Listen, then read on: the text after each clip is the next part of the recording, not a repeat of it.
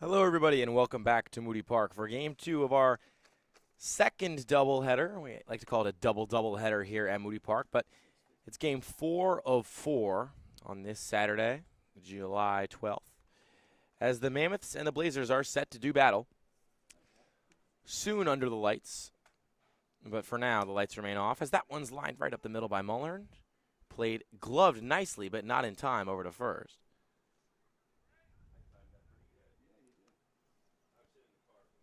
The Mammoths 15-8-1 after their win earlier today. The Blazers fall to 10-8-1.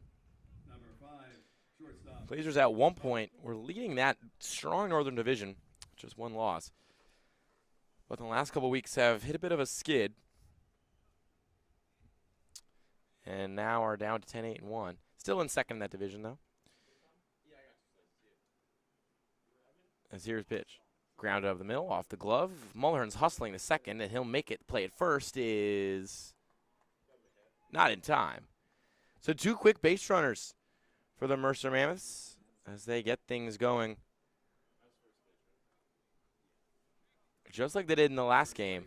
Put up 2 runs at the top of the first last time out.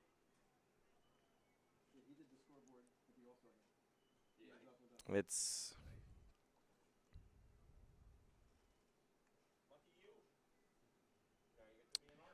Joe Ficatoro on the mound for the Quakertown Blazers. It's his first offering to Hughes is in there for a called strike.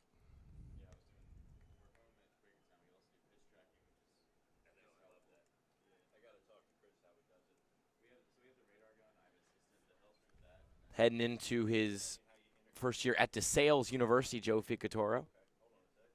Gonna be a business administration major over there, as that one's a called strike. So it's 0-2. Hails from Westchester, Pennsylvania. Devon Prep product. Rocked the navy blue and the gold in high school, now donning the orange and black of the Quakertown Blazers, as that one's in the dirt.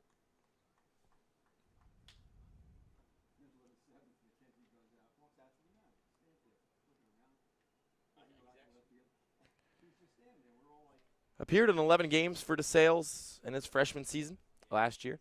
Went 3-2 with a 3.49 ERA, and his 1-2 offering here is outside. One of the more reliable arms on a team with a lot of reliable pitching. Quakertown ranks 3rd in runs given up as a staff. 2-2 with 2 on against Jack Hughes. The pitch. Misses outside. Count is full.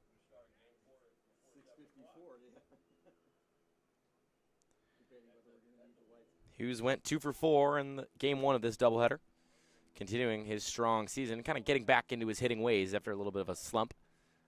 The 3-2 to him. And the dirt ball 4, and the bases are juiced early on with nobody gone here in the top of the first. We're going to get a timeout call from the catcher, Harar. Come out and chat with Ficatoro. So Gamitter is going to come up with these bases loaded. And mind you, this is a Mercer Mammoths team that started the season 1-4. They hit a couple ruts in late June, but really since the flip of the calendar have been one of the best teams in the ECCBL. They're up to 15-8-1.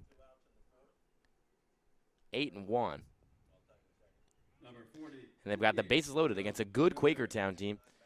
Here in the top of the first with nobody gone. It's Joe Gamitter up at the dish. 326 hitter this year.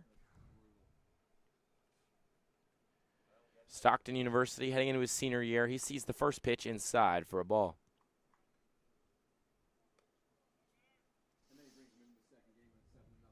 Mullern on first. Pope on second. Hughes on third. 3 All-Stars on the bases and the 4th of 5 in the order in the left-handed batter's box, the 1-0. Gets that one for a called strike on the fastball.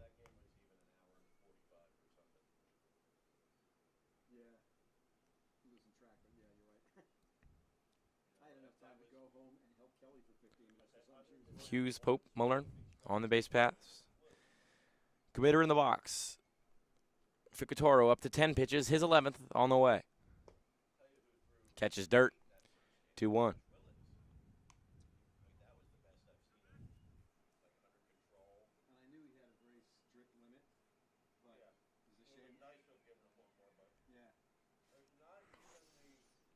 Committer now looking for his 15th RBI of the season, but he swings through that one.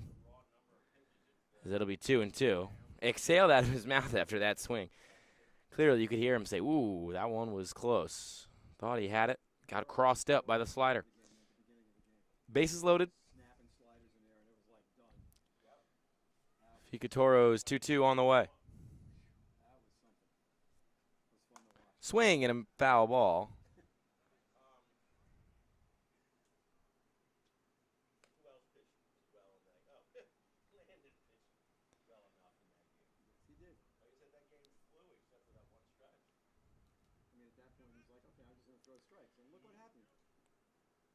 Committer staring down Quakertown. Tapping his hands on his gold bat. The 2-2 on the way. This one's grounded first, but foul. Mammoths looking to strike first here. Struck first in the last one today. We're up 2-0 after the top of the first. It was 2-1, but they just really dominated the opening 3 innings of that game. Leading 7-1 after 3. The 2-2. Can't catch the outside corner. He's gotten that call once or twice in this at-bat. Kind of dangles his arms to his side and with a look on his face like, you kidding me? Can't get that call?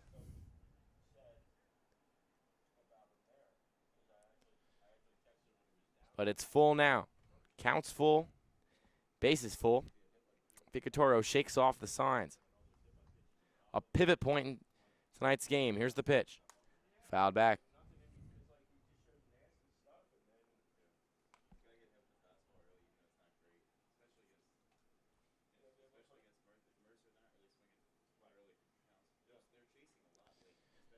So Hughes hops out to a lead on first, Pope on second, Mullern on third. Quakertown stands tall, comes set, gets the signal, kicks and delivers. Cannot get the top corner, and that'll be ball 4. So Quakertown will walk in a run as the first run of this one is scored in the top of the first. Quakertown, he's thrown 16 2/3 innings so far this season. He's only gone as many as 4 his last time out against Scranton Wilkes-Barre. He's 4-0 on the season in terms of getting decisions, and he hasn't given up more than 4 hits in a start all year, or even more than 3 earned runs. That was just his 6th walk of the season. But he's struggling early here with the sun setting at Moody. Maybe the glint's catching his face. He's facing off against Torrin McKenzie. The 5th All-Star you get in a row at the top of this Mercer Mammoth lineup. Big, tall, right-handed bat. Donning 44. The 0-1. Outside. 1-1.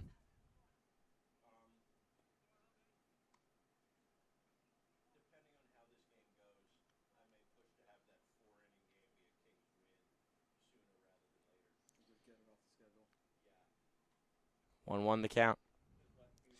Quakertown comes set, kicks and delivers. Gets the fastball in there for a called strike.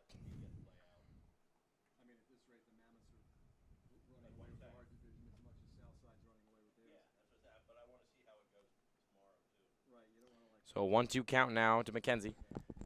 Had 3 hits earlier today. Leads taken. The delivery. Can't spin it in there. And a shake of a head from Quakertown. Probably a combination of, man, I guess I missed that, but also, man, could he really use that call?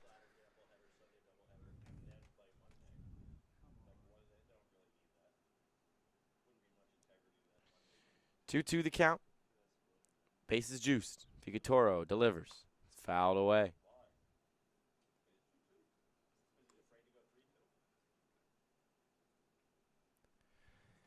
Talk about a juxtaposition compared to the last time out. Chase Burrows got through 7 innings on 70 pitches. Quakertown already up to 22 here in the top of the first with nobody gone. Bases loaded to McKenzie. The 2-2. This one's poked. It's floating, but under it is Tom Show. He'll make the catch. Tagging is Pope. It's going to be close, but there will be no play. So a sac fly nets a runner from third. And doubles this Mammoths lead to 2-0. Now there's just one gone.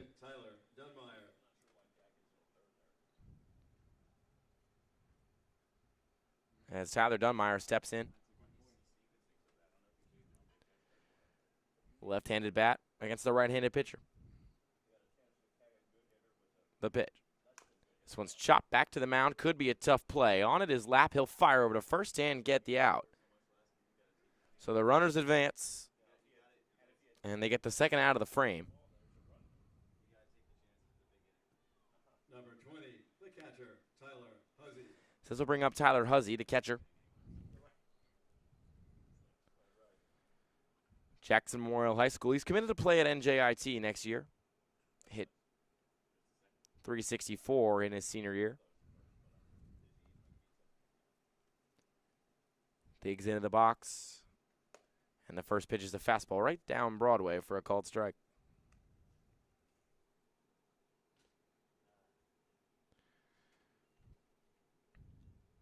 Huzzy's got 5 RBI to his name so far this summer. The 0-1.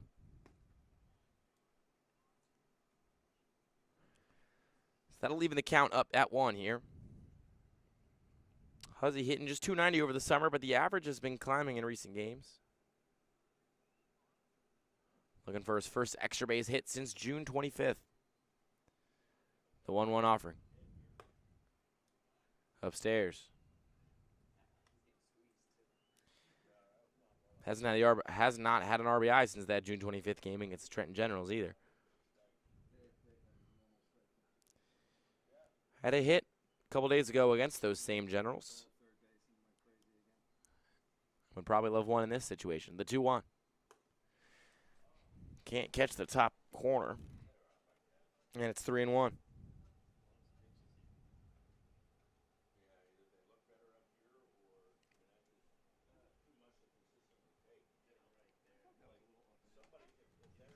Three-one count to Huzzy. Figueroa kicks and delivers. Swing and a miss. That'll make this count full.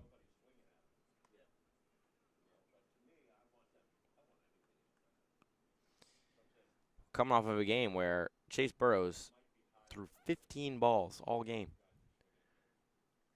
But it's a full count now as Figueroa faces off against Huzzy with the pitch. Upstairs, ball 4.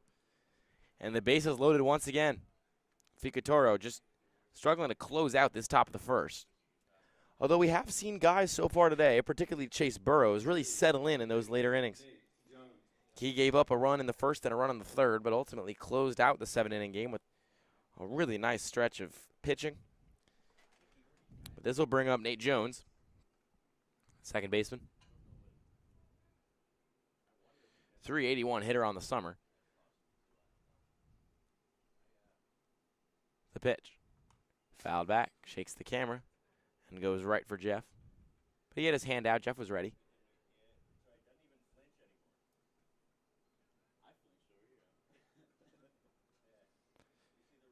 Figueroa shakes off a couple of signs. Nestles his hand in his glove and fires. Fastball called strike. It'll be 0-2 to Jones. He was 1 for 3 earlier today. Had a single and an RBI. Also crossed the plate himself. Part of that big 3-run third inning. The 0-2. Foul ball. Took a bouncing angle back out towards the mound, but they're going to say it hit foul before it went fair.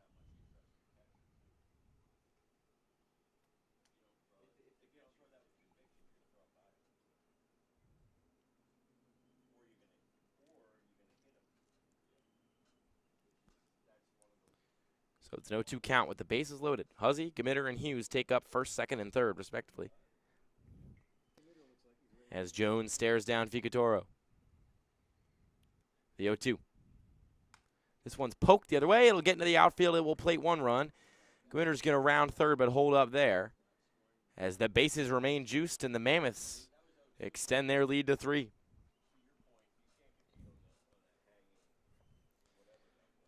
Ficatoro was ahead in the count there with the fastball. Tried to switch it up to the off speed, but kind of just hung it out in front. Jones did a nice job just poking his bat at it and slapping it the other way.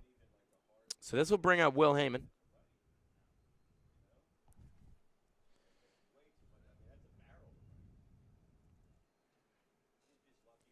Heading into his sophomore season at DeSales University.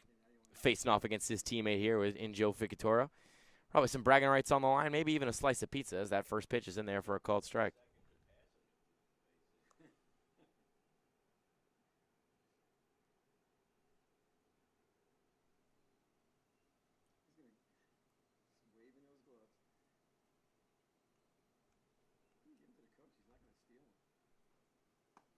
Oh, 1. Called strike.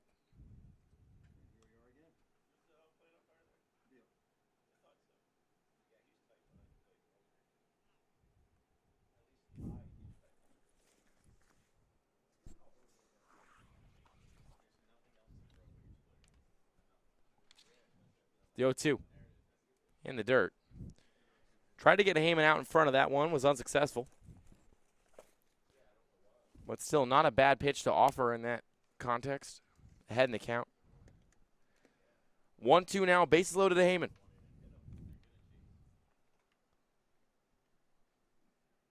Ficatoro kicks, delivers. Swing and a miss, he got him.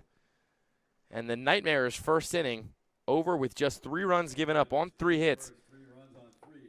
A pair of walks ultimately the difference as the Mercer Mammoths jump out to an early lead for the second game in a row. It's 3-0 Mercer as we go to the bottom of the first here at Moody.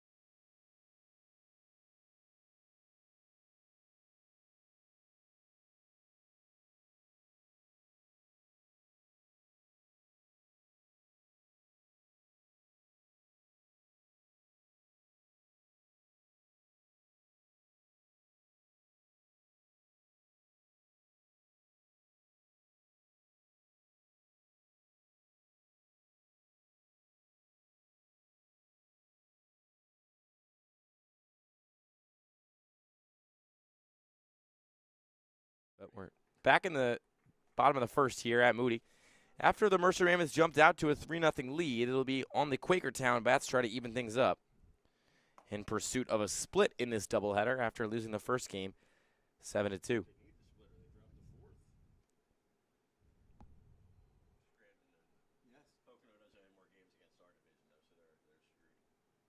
The 0-1. Fouled away. It's Nick Lovaco on the mound for the Mercer Mammoths. This is just his 5th appearance of the season and his 4th start. But he's another guy who eats up innings like that's an all-you-can-eat buffet. 7 innings pitched against South Jersey on June 8th, 7 innings on June 28th against the Timber Rattlers, and a pair of 3- and 5-inning outings. In his 3 starts, he's won all 3 and has given up an earned run in just 2 of his appearances. If he can pitch anything like Chase Burrows did last time, it'd be a nice revelation for Coach Rich Carabelli and the Mercer Mammoths.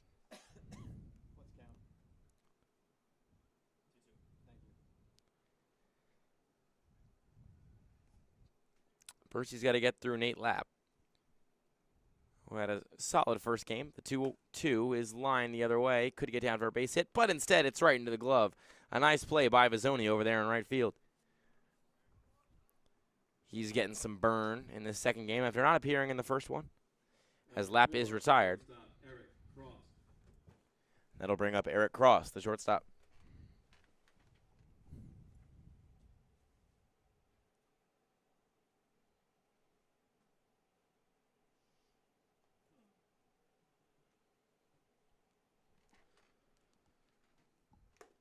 First pitch to Cross, a big swing and a miss.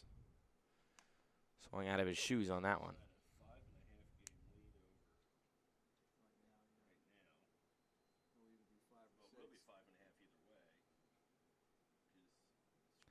The 0-1. Line to second, can't make the play is Jones. That'll get into the outfield for a base hit, as the Blazers have a man aboard in the bottom of the first.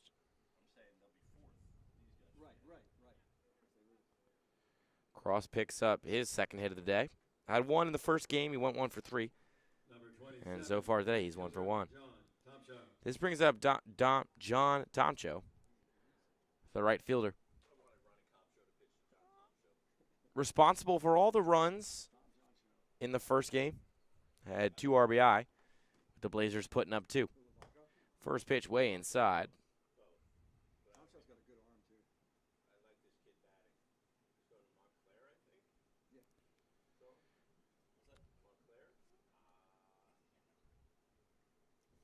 The 1-0 to Tomcho.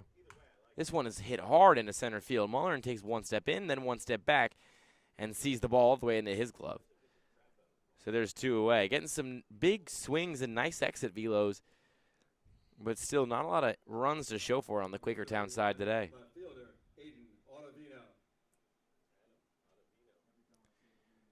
This will bring up Aiden Ottavino, the left fielder, coming up to bat after his fellow corner outfielder. Ottavino, a 160 hitter on the year, sees the first pitch outside. Runner goes, and the play is in time. He got him. An impressive adjustment by Pope. Had to go all the way to the left of the bag to snare the ball, but spun around and tagged across before he reached second safely. And just like that, the Blazers are retired in the bottom of the first. It's not your traditional 1-2-3, but Lovaco only sees 3 batters fully.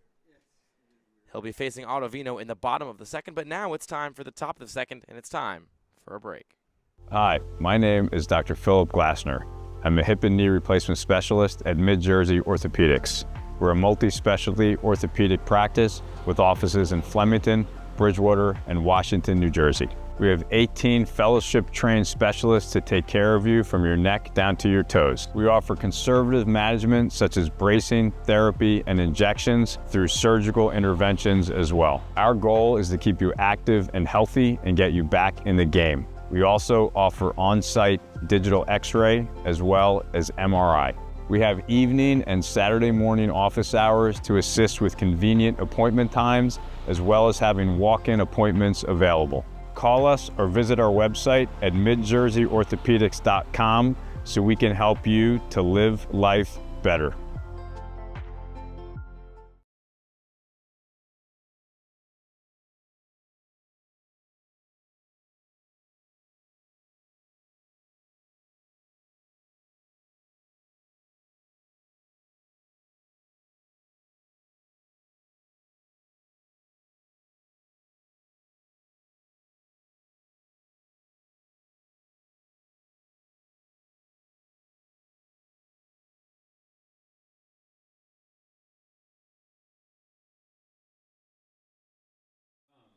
It'll be Dom Bizzoni to lead things off for the Mercer Mammoths here in the top of the second. Didn't start or appear in that first one. Had a nice catch over there in right field in the bottom of the first. Gets things going with the ball inside.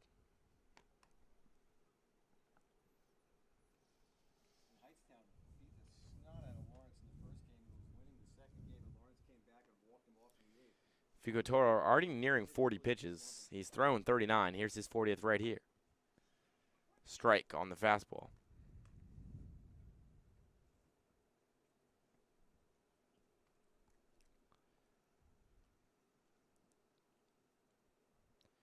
One count to Bizzoni. Fouled away.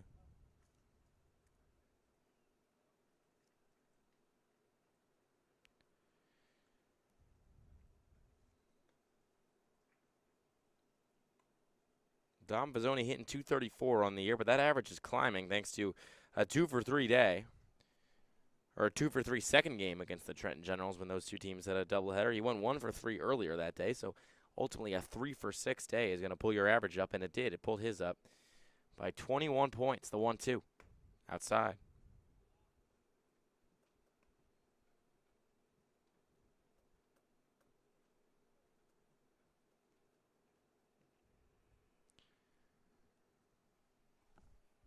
Two to Bizzoni. Check swing. And he got him on the outside corner. Bizzoni kind of stunned at that call, stood up really quick. Double checking with the umpire before simply shrugging his shoulders, frowning his mouth, and walking back to the dugout after the first batter of the inning is retired. This will bring back up Ray Mullern, the head of the snake of all stars for the Mercer Mammoths.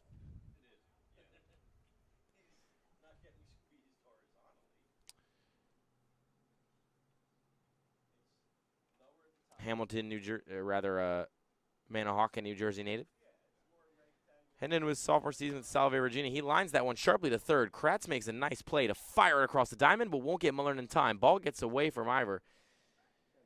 But Mullern's just going to sit on it and take his base on first. Knowing, with how quick he is, he can probably steal pretty effectively over there to right.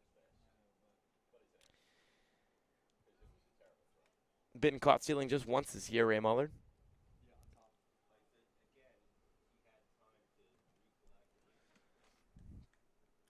They're going to call that one an error. A throwing error by the third baseman, Kratz. This will bring up Jake Pope, shortstop for Mercer. Heading into his junior season over there at Shippensburg University. Just wrapped up his career with Mercer County Community College, hence the green and gold helmet that he's donning. Takes the opening pitch for an outside ball.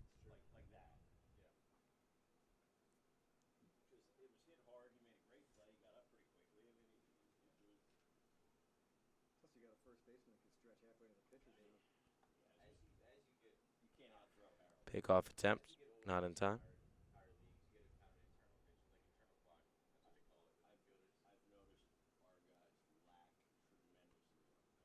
1-0, the pitch. Line the other way, it'll get down for a base hit as Pope will be aboard. He'll push Mullern over to second. As for the second inning in a row, multiple base runners on the paths and ducks on the pond for the Mercer Mammoths.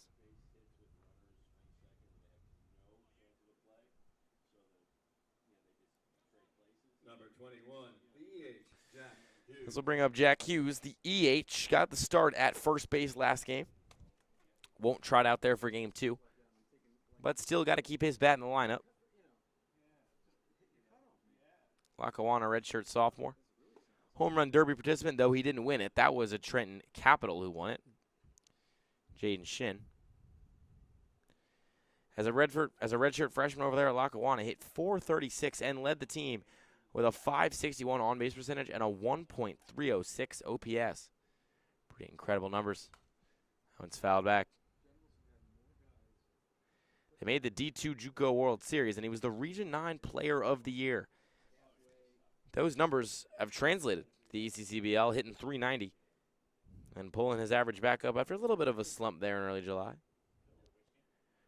Was 1 for 4 earlier today. Faces a 1-1 count here, the pitch. In the dirt.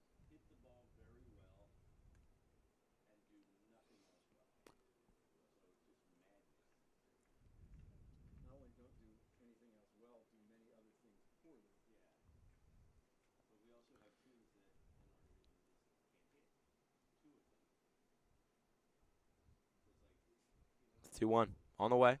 Runners go. That one's popped up. Moving back is Tom Show. He's wheeling still, and it landed fair.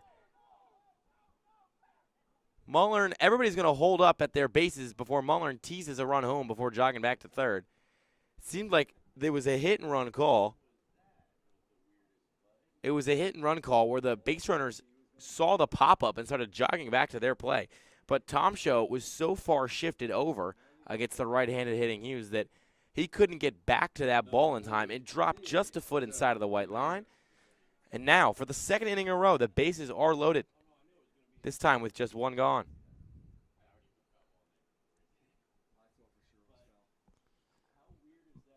The 2-1. Excuse me, not even the 2-1. The opening pitch of the at-bat to Joe Gamitter is outside. As Ficatoro has reached 50 pitches.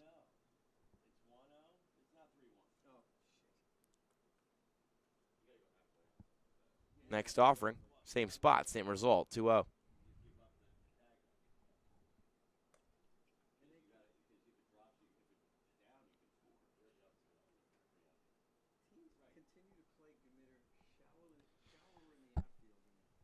Gamitter, a big bat, left-handed hitter, facing off against Ficatoro here. The pitch, check swing, he didn't go, ball in the dirt. 3-0 count, as Ficatoro is just kind of struggling for anything right now. He hasn't gotten a lot of breaks on his side. He forced a long pop-up there that probably should have been caught if not for the shift. But the bases are loaded. 3-0 pitch to Gamitter on the way. The kick and the delivery. Upstairs, ball 4. Gamitter smacks his lips and shakes his head. He wanted someone to hit there, didn't get it. And he'll walk on over to first. Mullern will walk his way home, tap the bag.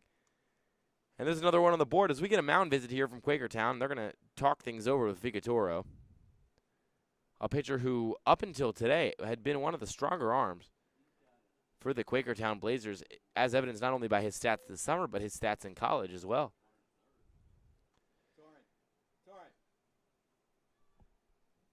3-1, 6-out save for Diaz. Don't know. So the powwow on the mound All these Philly fans are yelling at me now. concludes. A couple reassuring fist bumps and high fives go in the direction of Ficatoro, as now he has to reset himself, readjust his cap.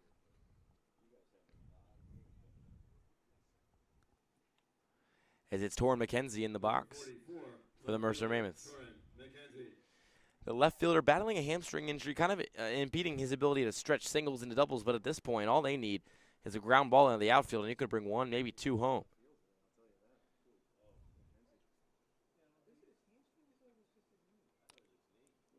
.469 average on the year. That's been climbing the past few games. He's having good ones. This one is lifted into the gap, going back on it and getting there in time. Tom Show had to come all the way in from right. He fires home. It's not even close, but doesn't leave the door open for Pope to swipe home. So there's 2 away now with the bases loaded in the top of the second. Number 13, first baseman Tyler Dunmeyer.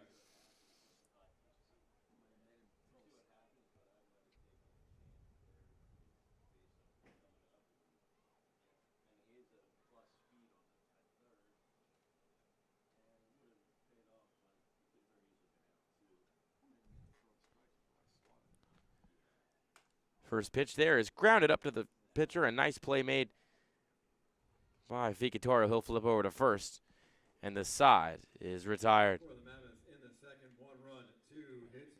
There was an error. No, 3 1 run, after 1 2 half. hits, The Mammoths 4. and an error. Nothing. As the Mammoths lead 4-0 over the Quakertown Blazers. We go to the bottom of the second frame here on Jersey Baseball Nation. Don't go anywhere.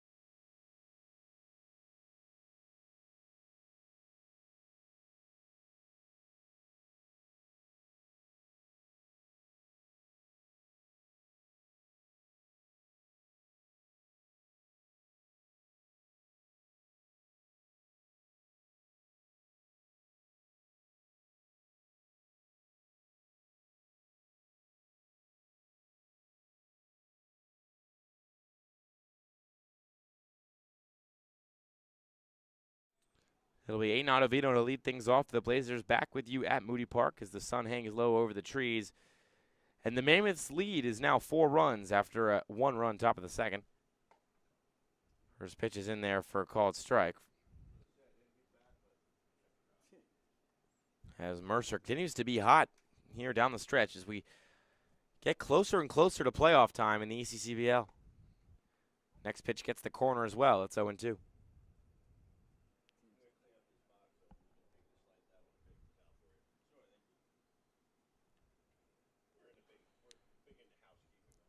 The 0-2 from Lavaco. Try to hit that spot again, but missed just outside.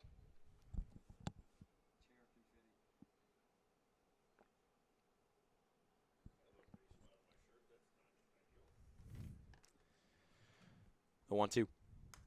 Fouled back by Ottavino. Shaking the camera, but hopefully not to the level where I have to fix it. And sure enough, that thing is standing firm there on the chain link fence.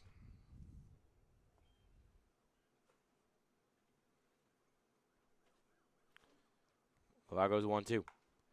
Grounded over to shortstop, but rather snared by Heyman. He'll spin, fire, and get the out. What a play by Will Heyman.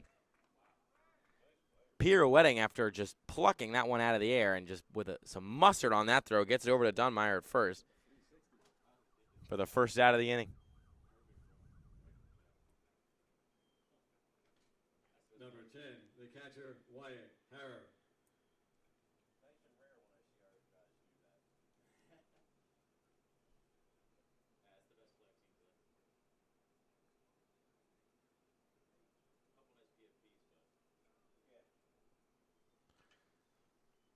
Stepping up now is Will Harrer, catcher for Quakertown. Sees that one high into left field. Backpedaling is McKenzie, still going, but he locates it and he makes the catch. Nice piece of contact, but not enough to push it past that left field fence and past the Wildflowers in sign behind McKenzie. So there's 2 outs here in the bottom of the second.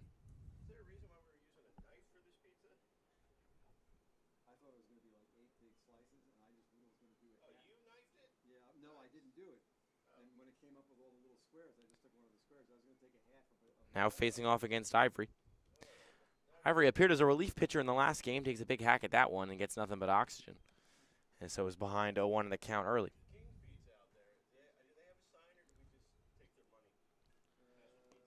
Ivory, one of the best hitters average-wise in this lineup, but finds himself kind of lower in the totem pole as he lifts that one into left field. McKenzie hobbling on, but makes the catch as this side is retired. No runs, no hits, no men left. As 3 up and 3 down for the Blazers, results in us going to the top of the third here at Moody Park. It's Mammoths 4, Blazers 0.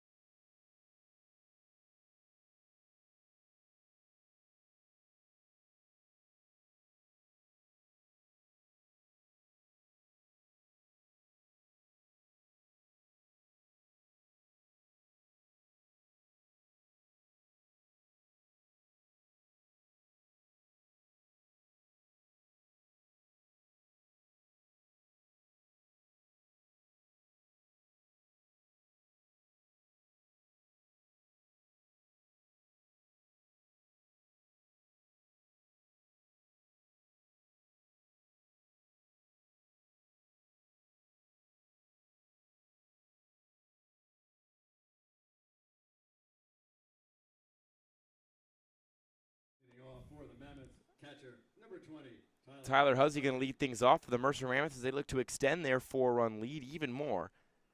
Have yet to be scoreless in a frame, though we are through just 2 at Moody Park. We're into the top of the 3rd with the 15-8-1 Mammoths leading the 10-8 Blazers 4-0. In a Southern Division that looked to be pretty tight early on, a lot of teams kind of scratching and clawing over those first couple weeks. The Mammoths have really separated themselves as of late, pushing past the Kings, the Generals, and the Capitals. Had a nice doubleheader with the Gens earlier. A couple days ago that was. 0-1 to Huzzy, swinging a miss on the pitch, down and inside. Got him buckled at the knees.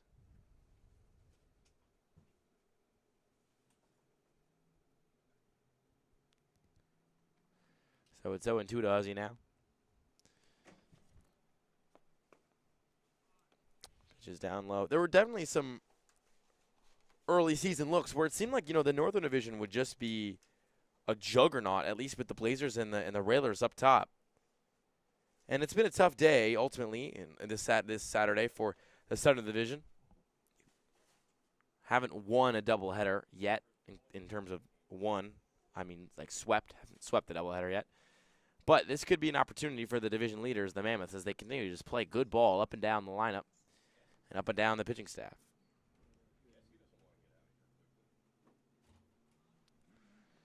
2-2 count for Huzzy. This is the pitch. Hit high and hard, but hanging back on it and making the catch above his head. A nice stretching effort. Looked for a second there like it could drop down and be dangerous, but Ottavino did a good job tracking that ball, getting under it, and making the play. 1 gone here in the top of the 3rd. This will bring up second baseman Nate Jones.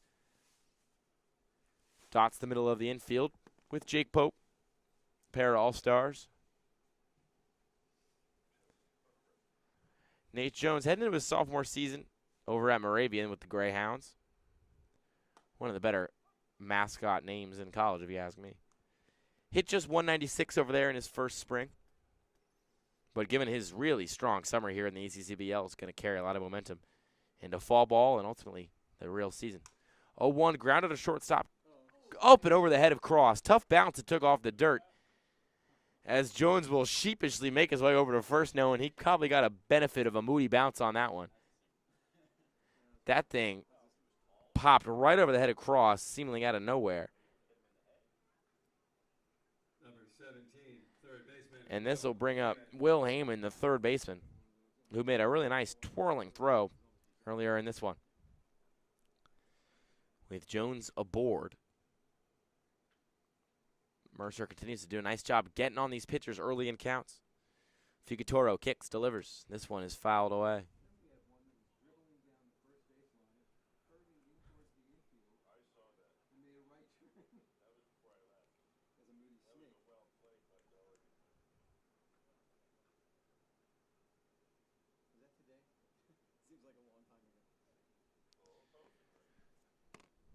Jones stands tall at first. Heyman has an 0-1 count. That one almost takes his head off. Even up the count of 1.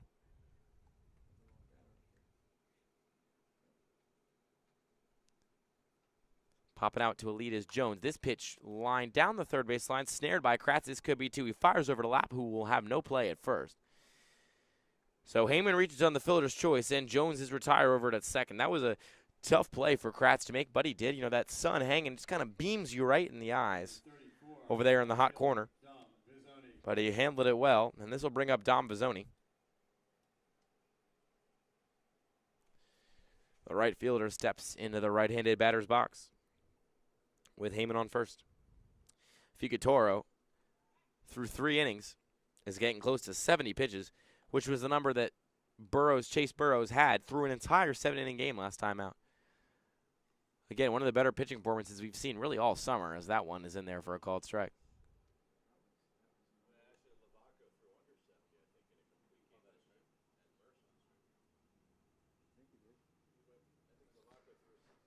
Heyman takes the lead over on first.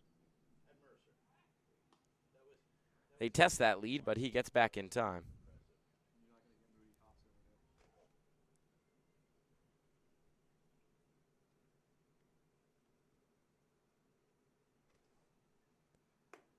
That one to Vizzoni upstairs. As it's 2-1.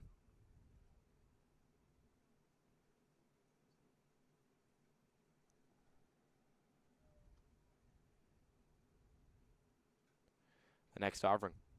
Line sharply into left field. This will get down for a base hit. Ottavino on it. The ball kind of took a dead hop, hit the grass, and kind of just stayed there. So really no threat of extra bases for Vizzoni, but he is aboard now as Ray Mullen will make his way up to the box, and the Mammoths are back into the top of the order. Number 1, center fielder, Ray Mullen. Continuing the streak of multiple base runners in one inning, but still yet to really open the floodgates of the Mercer Mammoths. They had bases loaded and no outs in the top of the first.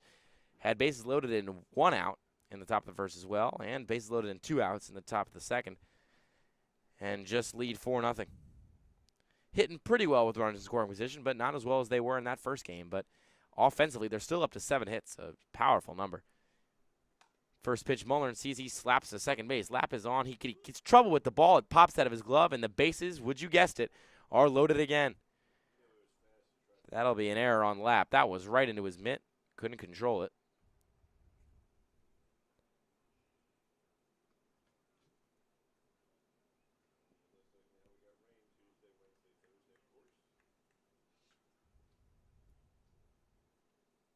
Number 5, shortstop, Jake Pope.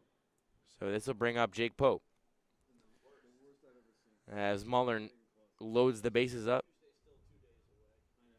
2 gone here in the top of the third. The pitch grounded up the middle, right past the pitcher, and right past the second baseman. This will be 1, could be 2. Rounding third, heading for home and digging in the play at the plate. Gets past the catcher. Vizzoni put on the wheels, got on his horse. However you want to say it. He kicked it up a notch and got home in time on a shallow, and they're going to say out of play. Will advance Muller, and the ball seemed to get caught underneath the fence. So Pope goes to second on a double and will advance to third on the ball being out of play. As you can put it one way or the other, but resulting in the play is bases cleared.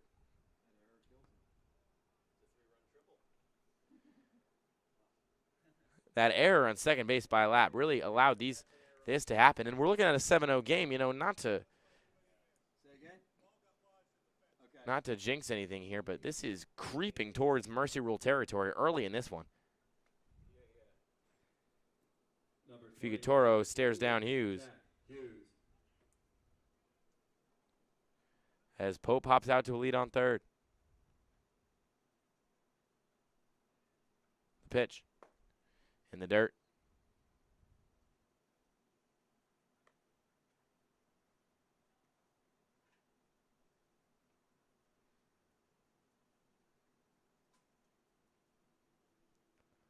One-0. Jumping out to a lead is Pope. The pitch. Swing and a miss by Hughes. Will knot this count up at 1.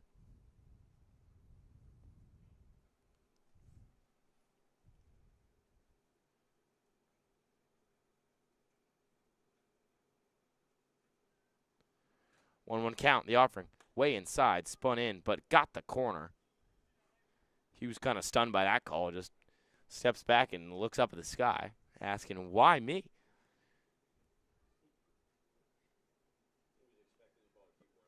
Pope 90 feet from the bag. The home bag, that is, the 1-2. Almost hit him in the head. It might have. Pope is going to hustle home. This could be a close play, and there will be a throw, but it's not in time. As Pope is the 8th run of the game and the 4th of the inning for the Mercer Mammoths.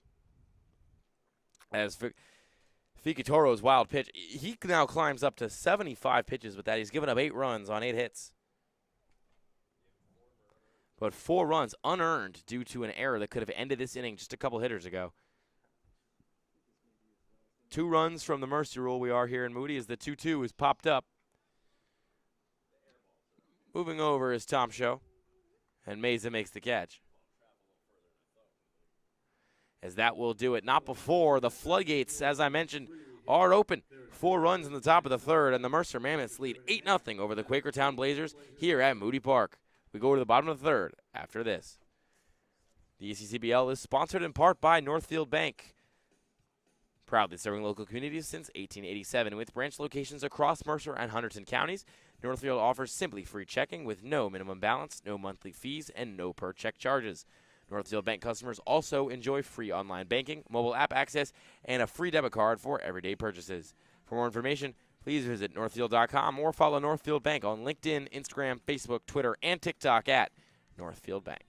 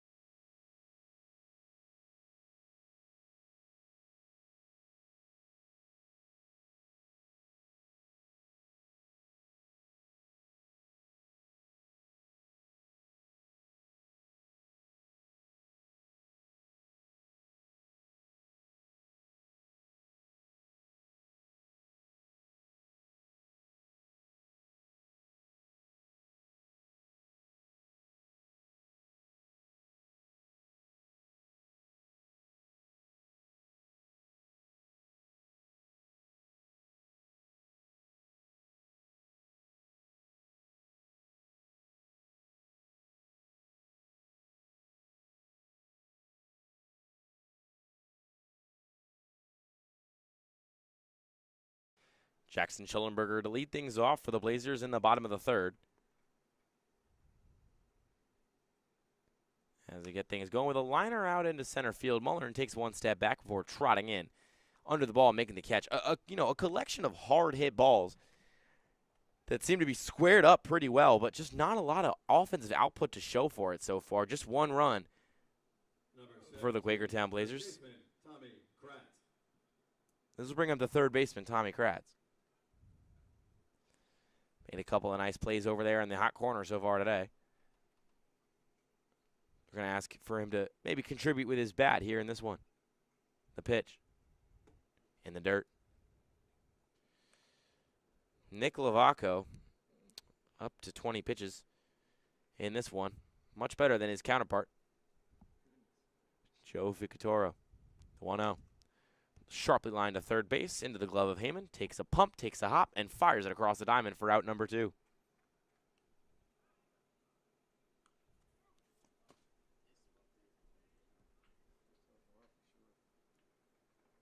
Number 2, center fielder, Zach Meza.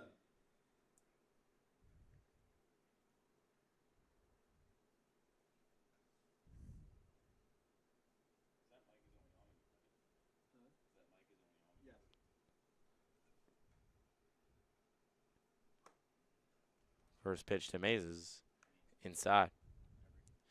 Mays, the center fielder, caught that fly ball to end the last inning.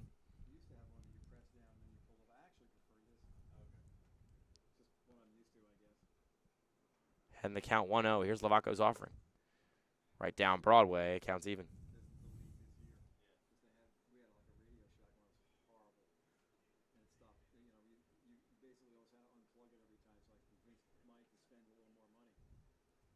The 1-1. In there for a called strike.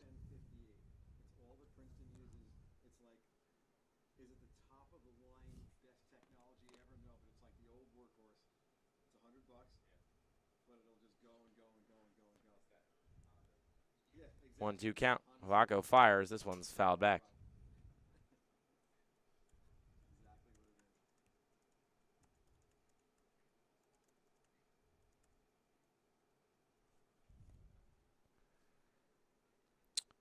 One-two count now. Lavaco against Meza, the pitch. Swing and a miss. He got him on the breaking ball. And don't let that one hit on the board fool you. Quakertown yet to really push past 3 hitters per inning. No runs, no hits, no errors, no men left as the Blazers retired in sequence, and we go to the top of the 4th.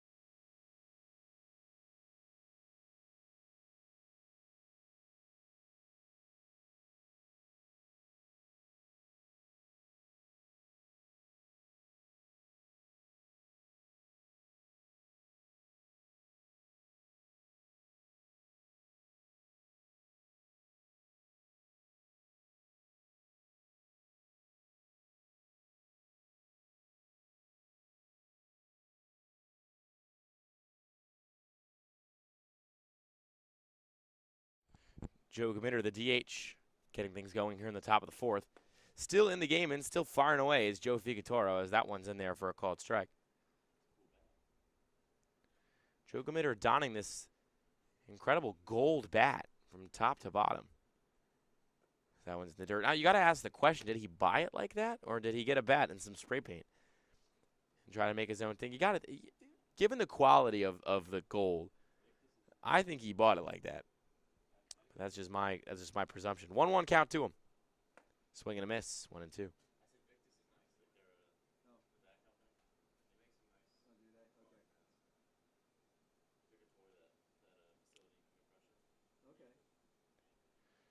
So it's a 1-2 count to Gmitter. Stares down Ficatoro. The pitch. This one's grounded over to first. On it is Ivory, and he lets it get right past his mitt. And Gmitter will reach first.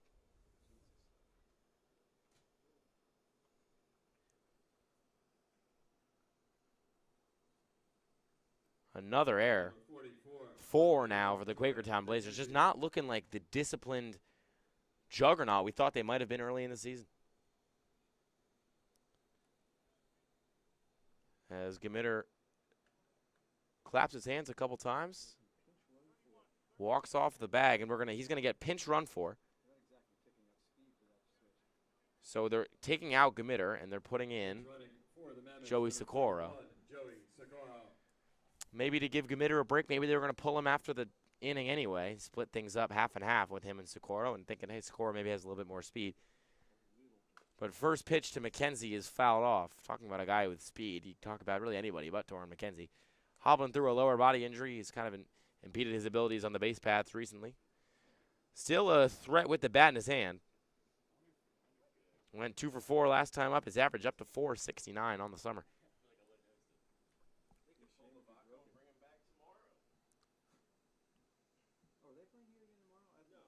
The 0-1. Swing and a miss. So it's 0-2 for Torin McKenzie. Torin McKenzie, big Mets fan, going to be happy with their result. Edwin Diaz had a 6-out save for the Metropolitans as they secured a win tonight. The 0-2. Outside. Catches dirt in the other batter's box. It's 1-2.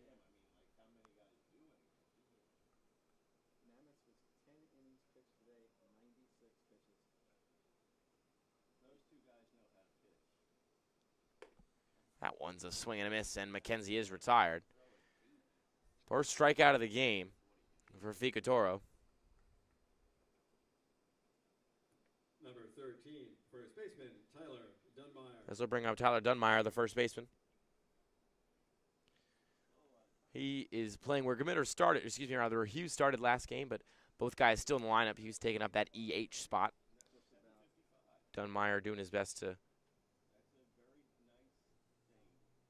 contribute, part of a winning offensive output as they've had so far today. I mean, 8 runs through 3 innings is nothing to sniff at. 2-0 count. Socorro hops out to a lead on first. Toro's pitch to Dunmeyer in there for a called strike. It's 2-1.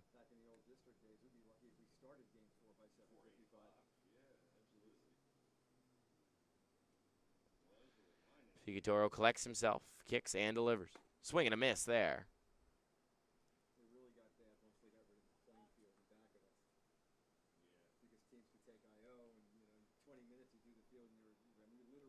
Socorro on first, Dunmeyer in the box. Pitch to Dunmeyer, fouled away. Dunmeyer, not a lot of appearances for him so far this summer. This is just his 7th. Hitting .250. With an OPS over 1. Guy draws a lot of walks, that's for sure. And by a lot, I mean 6. But 6 walks and 6 appearances heading into today. It's going to boost your on-base percentage a lot. 2-2, fouled back.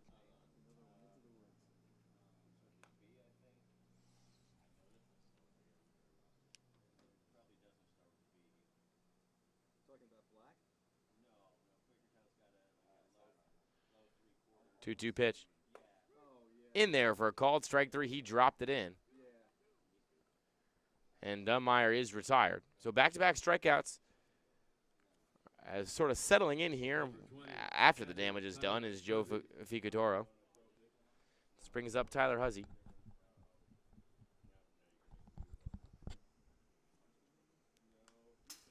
Fouls that first one back. Huzzy over at 1 so far today.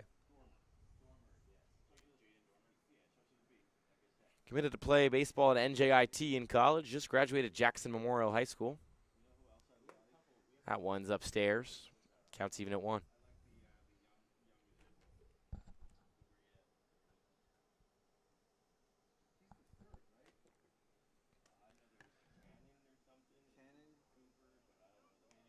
No, it's 4 then, because Max pitched for Princeton. 2-1 count to Huzzy now after that one was down low. No, actually, I think that's a cousin, because I did ask. Socorro hops out to a lead. Here's the pitch inside. 3-1 hitters count here if you're Huzzy, but you know, with 2 gone and how we've seen Quakertown struggle after giving up a couple of walks, you got to think maybe you're taking all the way here. 3-1. Didn't take that, popped it up instead. Going back is Cross. Ottavino coming on. He'll wave off his teammates and make the catch, and the side is retired. First scoreless frame of the evening for Joe Quakertown. We go to the bottom of the 4th. We're halfway through Game 2 of this doubleheader and Game 4 of the day at Moody Park. It is Mercer 8, Quakertown nothing.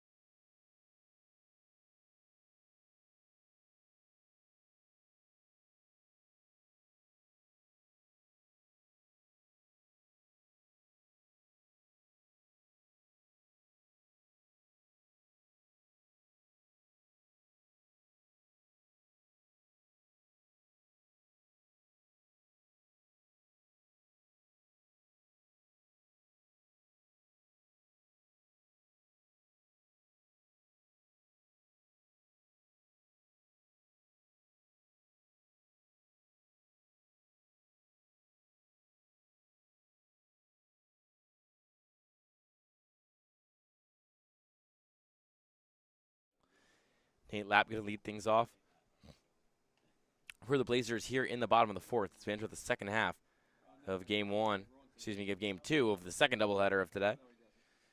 4th game we've had so far today.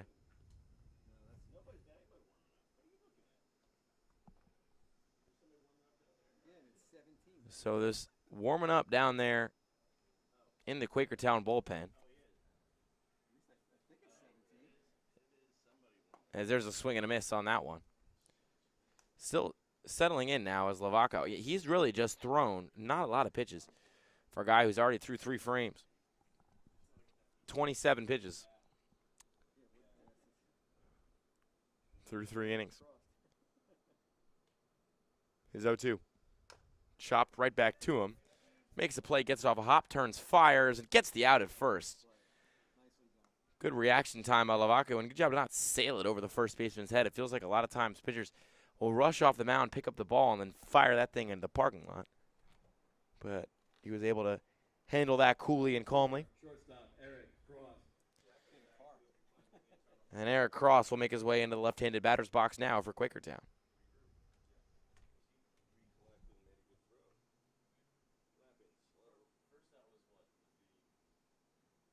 Yo-oh. Fouled back.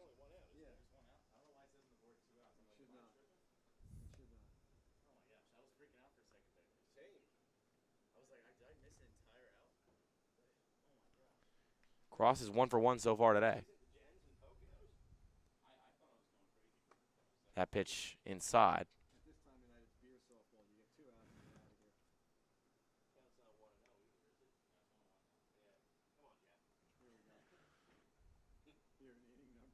St. Joseph's sophomore next year is Eric Cross. 1-1 upstairs, 2-1. Graduated Germantown Academy before heading over to Hawk Hill. Ambler, PA native. Hitting .233 across 16 games here in the ECCBL. 2-1. Popped up. Tailing foul, and it'll land in the parking lot to even this count up at 2.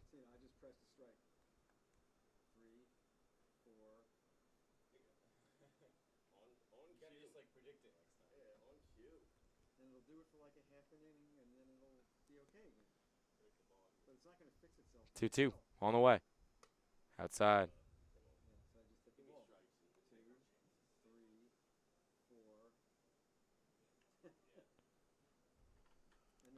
So the count is full now.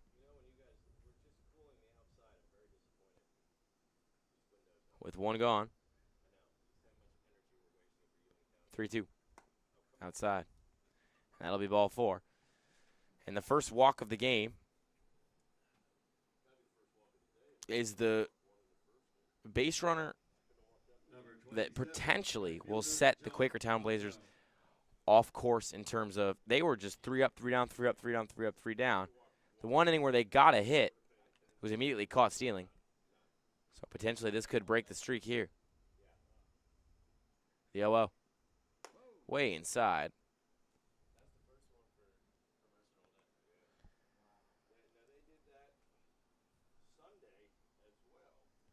That was Mercer's first walk of the evening, of the day even.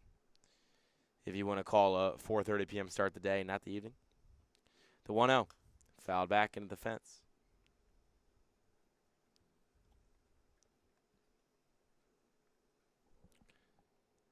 Count is even at 1 now.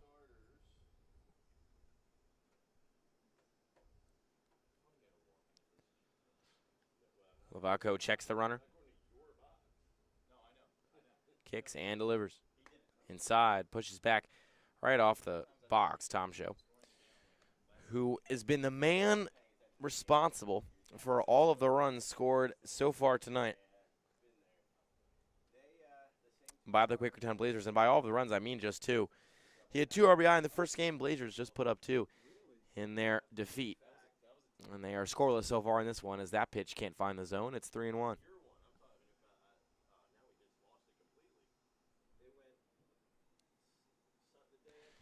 How's he going to come out and chat with Lovaco? Just to iron some things out.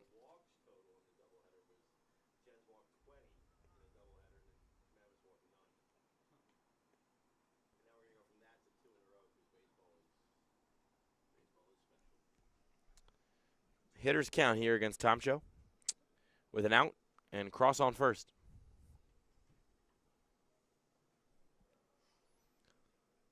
Lovaco checks the runner. Comes set. Kicks and delivers. In the dirt. It'll get away, but it won't matter. It'll push Tom Show to first on the walk. So back-to-back walks here for Lovaco, and perhaps everybody was saying too many nice things. It might have jinxed him out there. This will go from one corner outfielder to the next. Number 31, left fielder, Aiden Ottavino. As Aiden Ottavino, the left fielder, will come in after Tom Show to do battle with Lovaco, who is up to 40 pitches after this offering. Fouled away.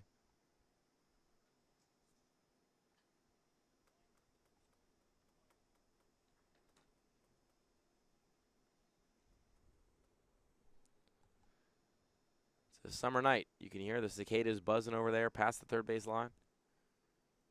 Sun hangs low in the sky. The 0-1 fouled back again, same spot.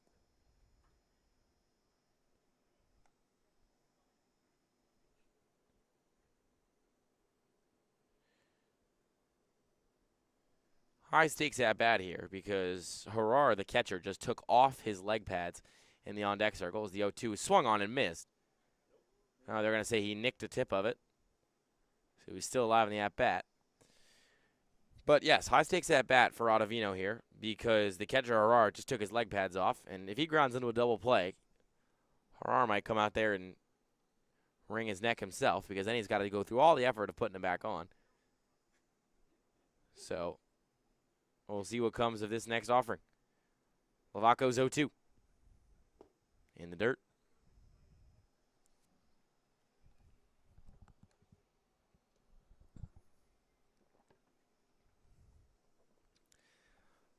Ottavino 0 for 1 today.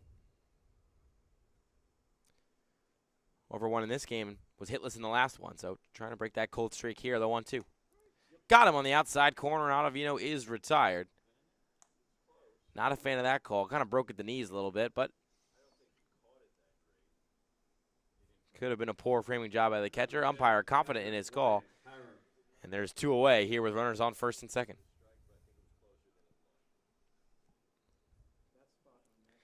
This brings up Harar now, so ultimately worth it for him to take his leg pads off. First pitch drops in for a called strike.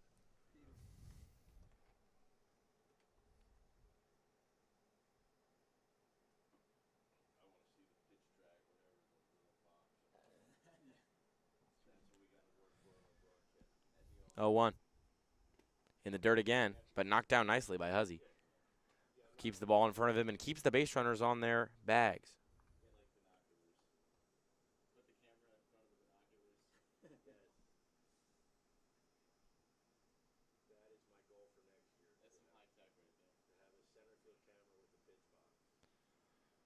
One. Spins that one in there for a called strike.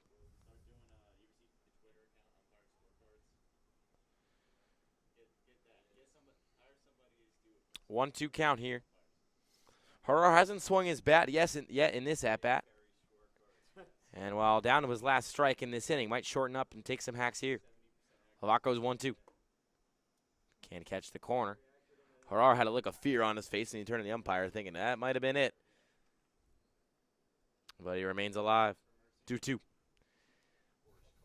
2 outs, 2 on, 2 balls, 2 strikes. And the offering. Fouled away.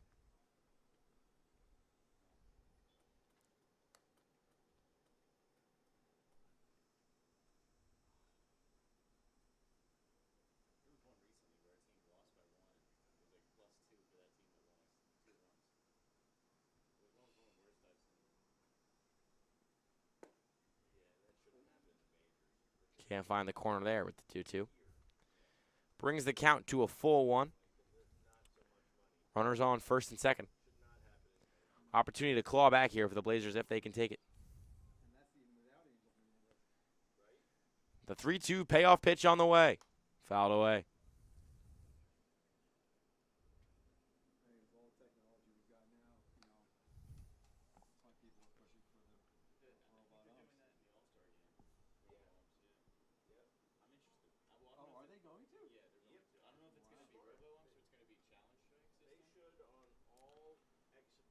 Tom Show takes his lead over on first. Runners go 3-2. Fouled again. Harar clawing around in this at-bat, staying alive.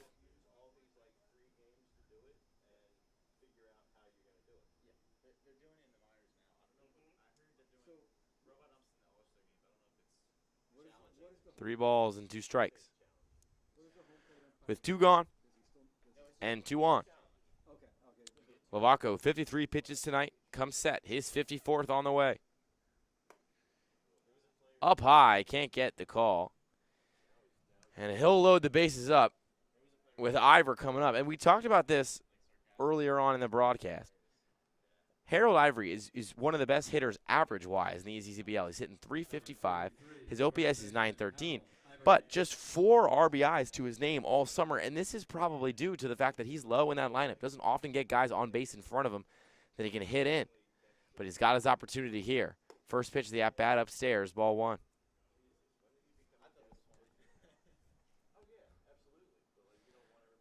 Nobody in the pen for the Mams. As the jingle of the Mr. Softy truck falls over Moody Park. 1-0. Swing and a foul ball. Sent hurtling towards the parking lot.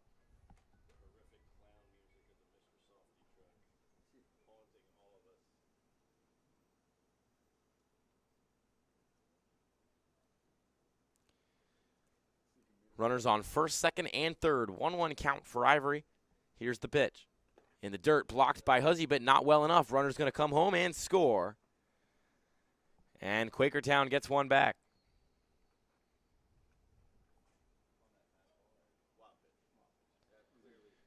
A wild pitch that got away from Huzzy. And Ivory still up to bat with 2 runners in scoring position and a 2-1 count.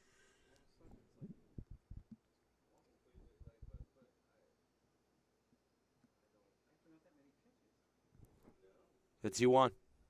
This one is hit high and hard. Back on it is Vizzoni. Still going at the wall. He looks up. It's off the scoreboard.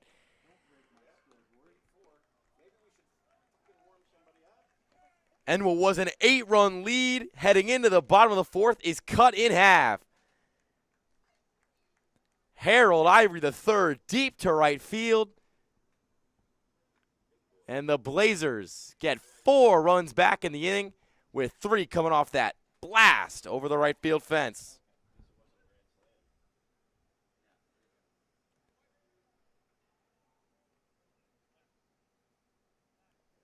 As eyebrows raise amongst the fans in the park, we might have a ball game here tonight, ladies and gentlemen.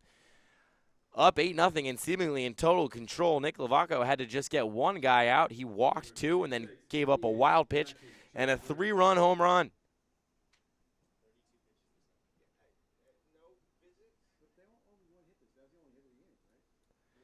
That was the only hit of the inning, was that 3-run home run. Other than that, it was 3 walks and a wild pitch. As Lavaco misses upstairs, you got to think he might be a little rattled after that one, but he's got to reset himself here and just start going back to the pitches that were working for him earlier.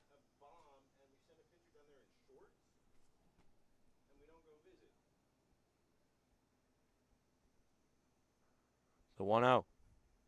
Upstairs, same spot.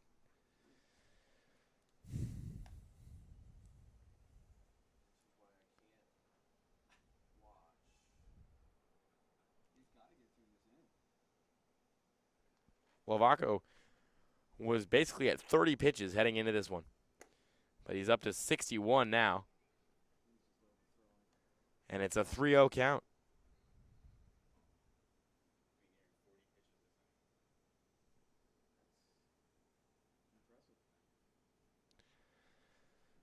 Doing something, anything to find that zone right now, the 3-0. He gets the called strike there.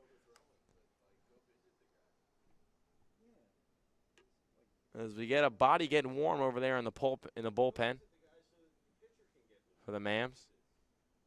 3-1 count, the pitch. Fouled back, count is full. And despite the chaos and the fatigue, Lavaco staying alive here. 3-2 count. Kicks and delivers. Fouled back again, straight over the press box.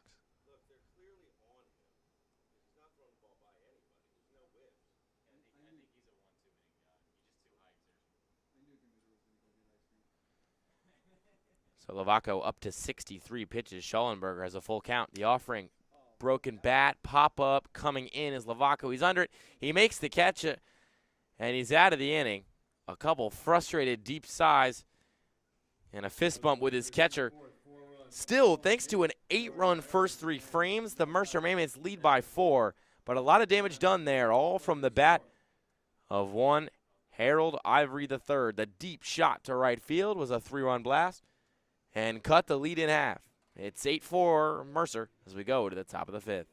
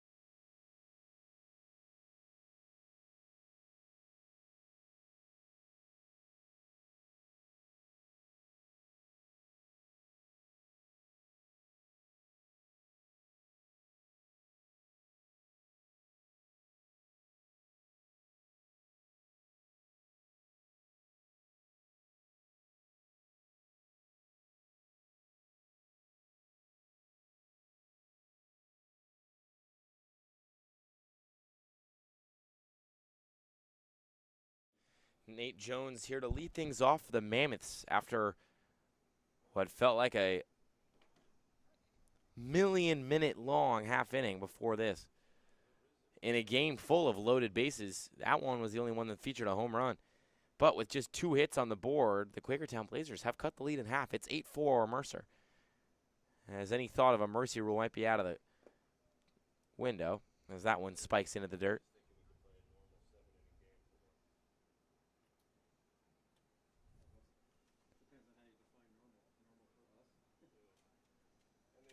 So into the top of the 5th now. Kratz, the third baseman, is on to pitch, but he spins that one in beautifully for a called strike. Clearly a renaissance man. He can play the hot corner. He can step onto the mound, at least from what we've seen so far in his 3 offerings. Faced off against Jones.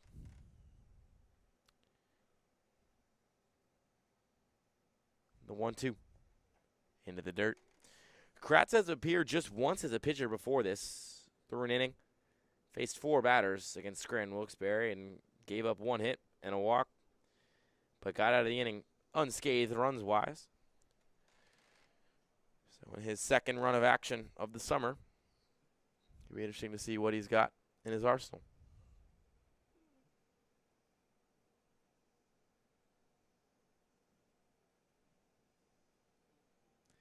It's an 8-4 ball game with Mercer on top thanks to a bevy of runs in the first 3 frames.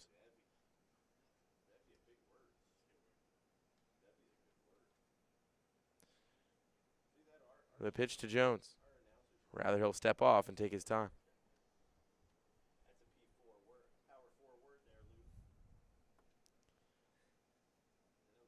The 2-2. Chopped to second base. On at his lap, he snares the ball and flips it over to first to retire the batter. Barehanded catch by Ivory. Picking up changes for the Blazers now. Pitching number 17, Tommy Kratz. Coming in to play third base. He's batting in the 7th spot in the order. Number 7, Ty Everett. So coming up to hit now, looks like it will be Tyler Tucker. The Bates College sophomore is going to be a pinch hitter. For the Mammoths, number 6, Tyler Tucker. He'll step in for Heyman and will play third base. We can only assume he'll play third base, but we're unsure. Check swing by Tucker. Ball gets away.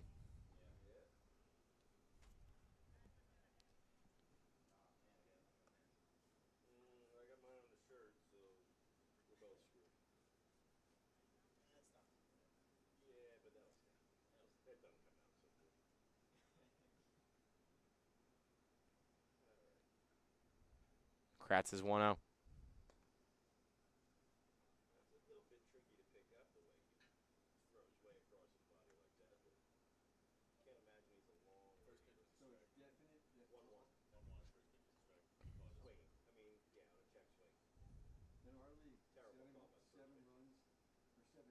One. Kratz comes set, kicks, and delivers. One's chopped over to third. It'll be a foul ball. Hit the white line. Some chalk flew up. I have to call that one a foul ball. So it'll be a 1-2 count to Tucker. So he'll make his way back into the box. Went to the Hun School of Princeton for high school. And is now heading into his 2nd year over there at Bates College. The Bobcats of the NESCAC. One of the more competitive D3 conferences up there in New England. Facing off against teams like Bowdoin, Colby, Tufts. As the 1-2 in the dirt gets away. Got a long-standing rivalry with Colby College, also in Maine. Lots of Maine schools up there.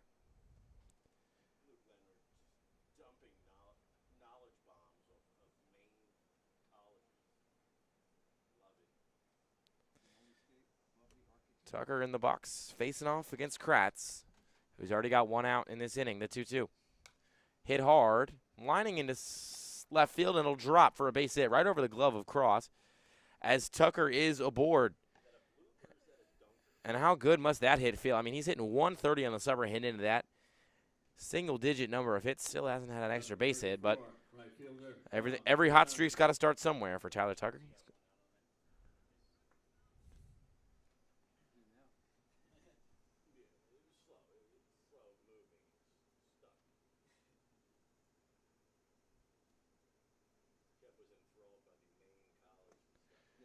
That one's in the dirt, and here goes Tucker over to second. He'll get there.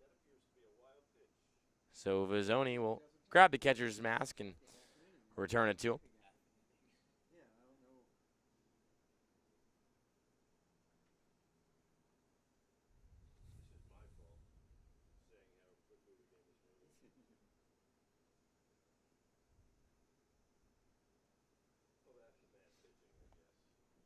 So we're going to get a mound visit here with Kratz and his catcher.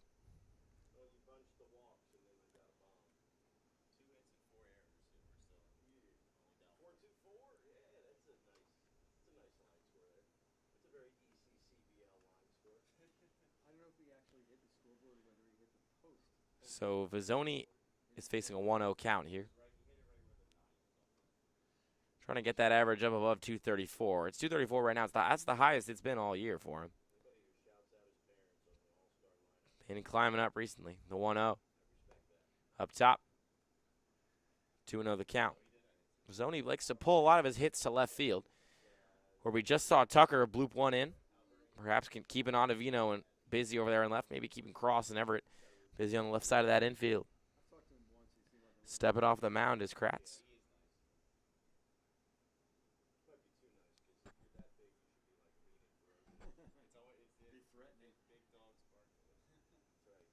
Two-0. Can't find the zone there either. 3-0.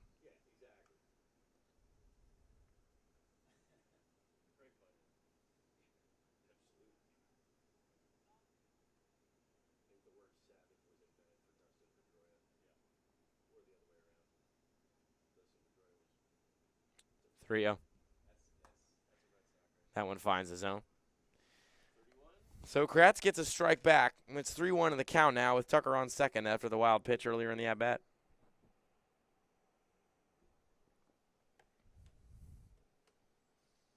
Comes set. Checks Tucker. And fires. This one's popped up. And it'll be foul.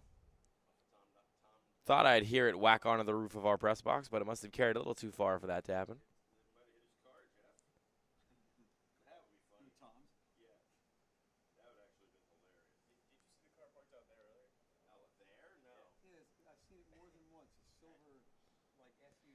Three 3-2 count for Kratz. Trying to get his second out of the frame. And his fifth out of his ECCBL career, the pitch. Swing and a miss. He got Vizzoni there. And so there is two gone in the top of the fifth inning. Number one, center fielder Ray Mulhern.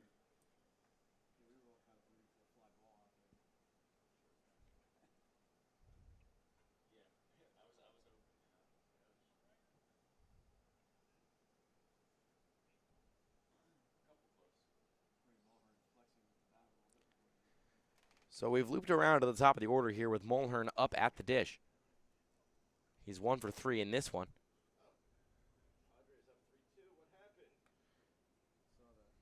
And he is 3 for 5 on the day. Average up to 441.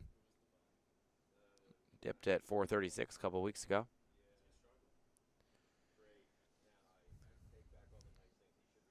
One-0. Pitch to him on the way. Grounded is short, but rather Everett's going to snare it from third. He comes across, fires across the diamond. It's not in time.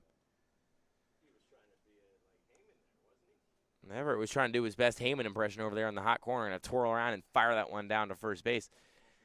But there's a big difference between your average runner and a guy like Ray Mulhern, who seems to just scoot his way along the base paths. And it's at this point where I turn around and beg the question to the room of people who are sitting here with me. Is that the biggest height difference we've ever had on first base in ECCBL history? We have a 5'6" Ray Mulhern sitting next to a 6'5" Harold Ivory III. 5'7" on a good day. Takes off, though. Throw back to third.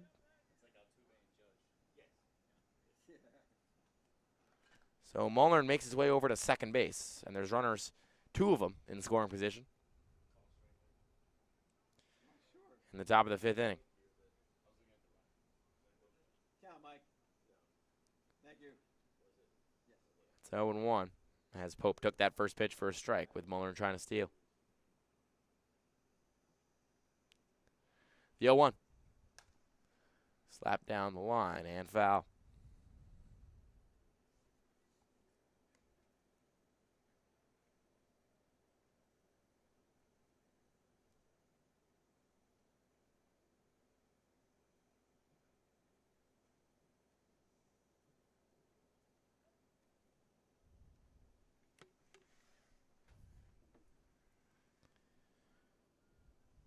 Oh, 2 count. 2 gone. The pitch. Didn't get the call that he wanted, even though he was hopping off the mound. 1-2.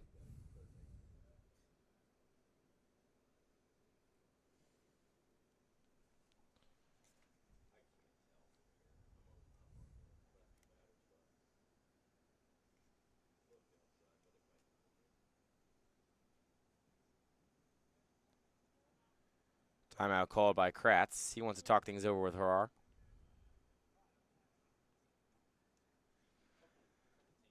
As the two will exchange a smile and some words. As Pope will walk around a couple circles and drag the dirt beneath his feet.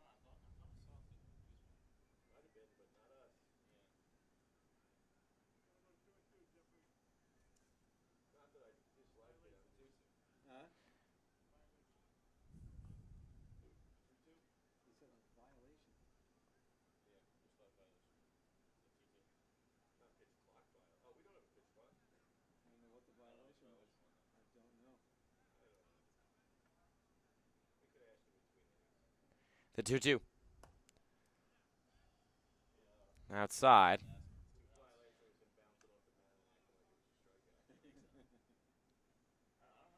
The count is full to Pope, who is 3 for 3 on the day today.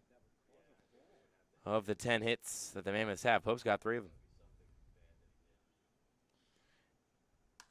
This one is popped up into the gap. Moving over is Ottavino. He's going to wave off his teammates. He's under it, and he makes the catch.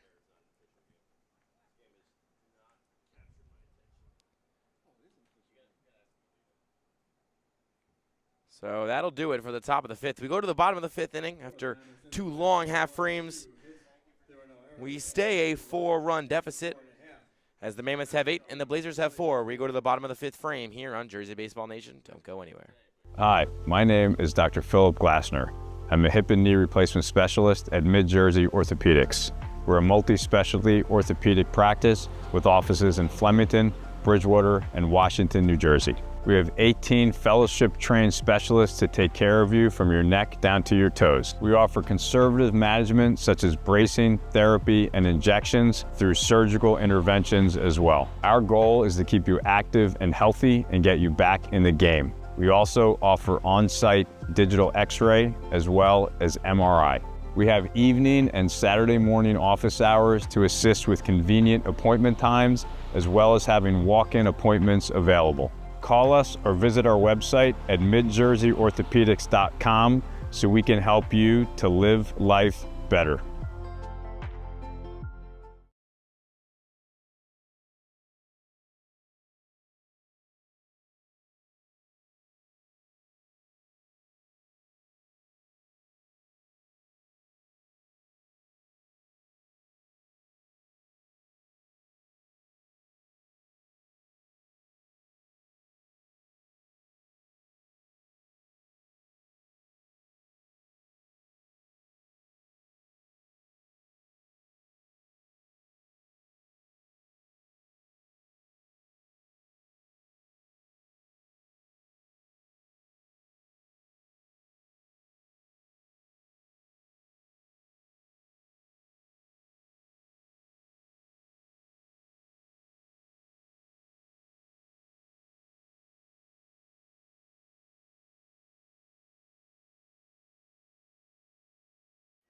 Tommy Kratz going to lead things off here. Started at third base, moved to pitcher, and moves down to first base as that ball gets away. But he'll stay on the first base bag. And the Blazers get things going with a base runner early in this one.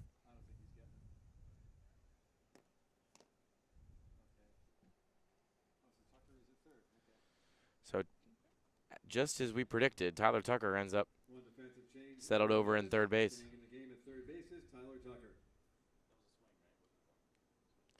So Lovaco Number 2, still in fielder Zach Meza. after that shaky last inning. As he gives up the first run on a bunt. Second hitter shows bunt. This one's Meza. And he pulls back before laying it down.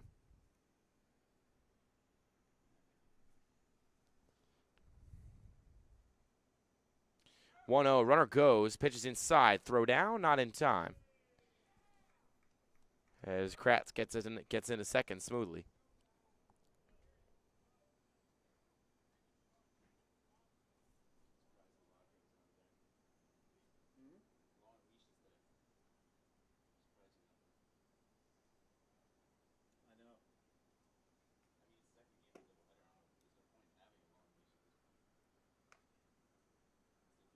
One of their better pitchers, unless they feel like he just had a bad inning, he's going to come out, but it doesn't look like it. Give him a chance, give him one. Right. 3-0. Runner goes again. Pitches in there for a called strike. No throw down to third. As Kratz will reach. Runner in the corner, 3-1 count. Lovaco, again, still out there, up to 69 pitches on the night. He's picked up 50 in his last inning of work as that one gets the outside corner. Meza had thrown his bat, was unstrapping his gloves, heading his way down over to first. Umpire makes him do the walk of shame right back into that right-handed batter's box and say, no, get right back here. You're not done yet.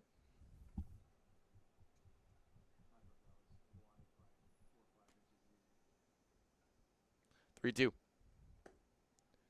That one's in the dirt. Same move from Meza, a little twirl bat and the bat toss. As there's runners in the corner and there's nobody going in the Mammoths bullpen right now. As Lovaco continues to struggle to find the zone. As there's runners in the corners and nobody retired. Which brings up Nate Lapp. Runner goes from first to second. There will be no throw down. And Mays is into second safely.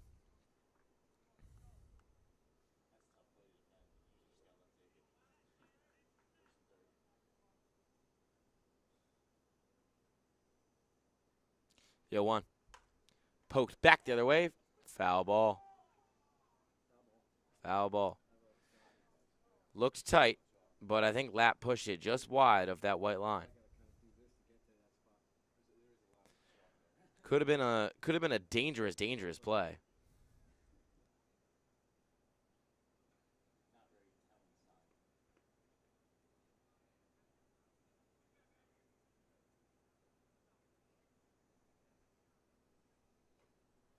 So Lapp will walk back into the box, chat things over with the home plate umpire. Says he saw something that the umpire didn't, but after a conversation with Blue,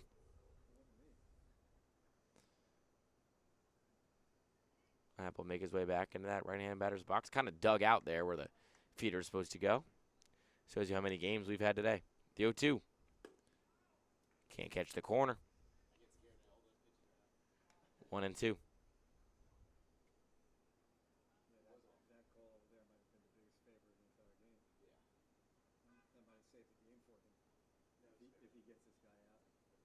One, two. Fouled away.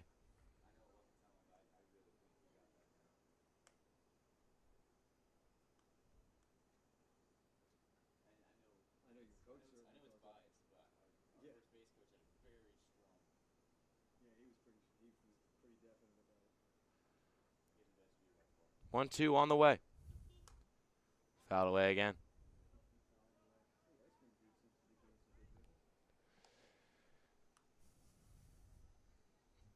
As the once formed conglomerate of fans in the outfield is dissolved, with a lot of the bodies moving to the parking lot to enjoy some Mr. Softy. Can't blame him. It's a hot day. 1-2. Poked down the right field line. That'll drop foul. A little bit more air on it than the last time the ball went down the line, but that one was clearly and obviously foul. The other one might have had a chance.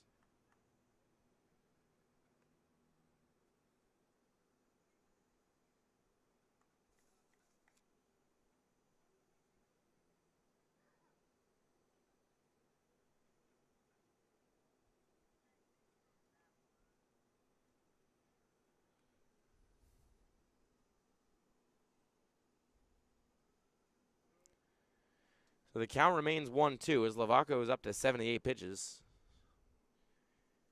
1-2. Poked the other way. That time fair. That time into the outfield. That time plating 1 run, not 2 though. As Vizzoni came onto it and scooped the ball up before Meza could round third and score.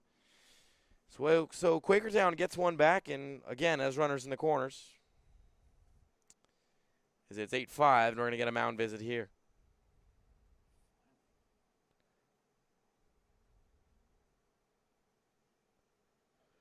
As Vizzoni's night is done. We're going to get a new pitcher here at Moody Park, so we're going to send you to break and tell you all about who's coming up to throw.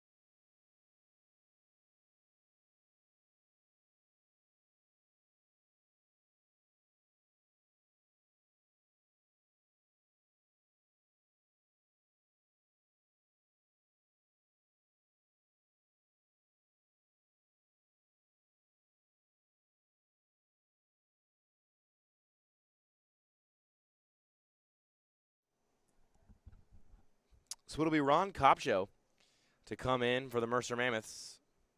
Alvera University right-hander. Went to Camden Catholic for high school, hails from Pemberton, New Jersey, and has had a mix of starts in his last few appearances in the ECCBL.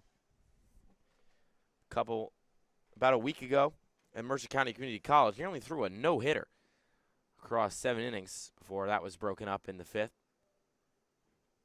But then his last time here at Moody, not great against the South Jersey Kings.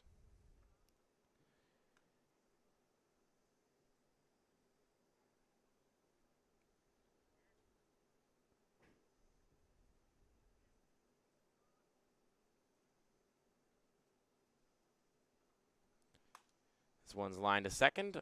Gloving it is Jones. He'll throw it over.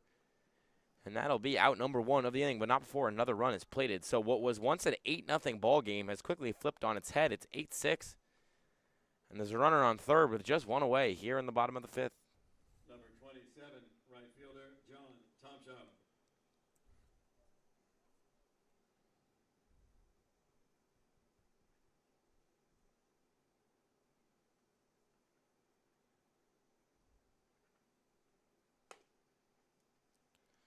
First pitch of the next at-bat is down low.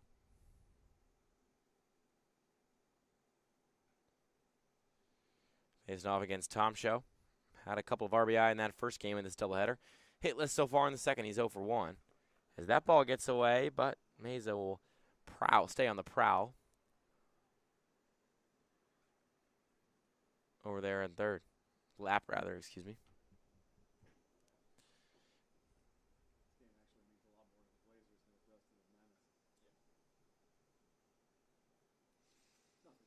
Kopcho gets a signal, stares down the runner, winds and delivers the 2-0. Poked high, arcing into right field. Vizzoni under it, he'll make the catch. Runner's going to tag from third. Dow will have much of play here. A gun by Vizzoni. Lots of heat on that, but it ended up in the other team's dugout. So the fire was there, the accuracy wasn't. But don't blink, don't look now. It is an 8-7 ball game. Number 31, left The fielder, Mammoths were up 8-0 as we entered the bottom of the fourth. They were up 8-0 as we entered the bottom of the fourth with 2 outs. And the bases loaded. And a wild pitch and then a 3-run home run. And now just a collection of tough plays has led this to be an 8-7 ball game in the blink of an eye.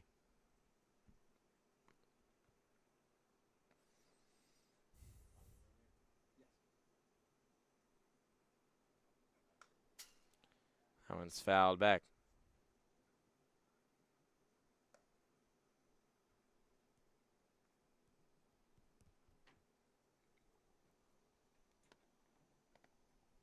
One count.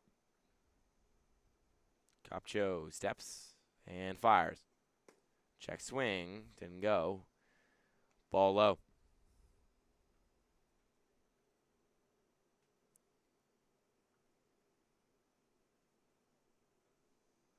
Two one. Inside.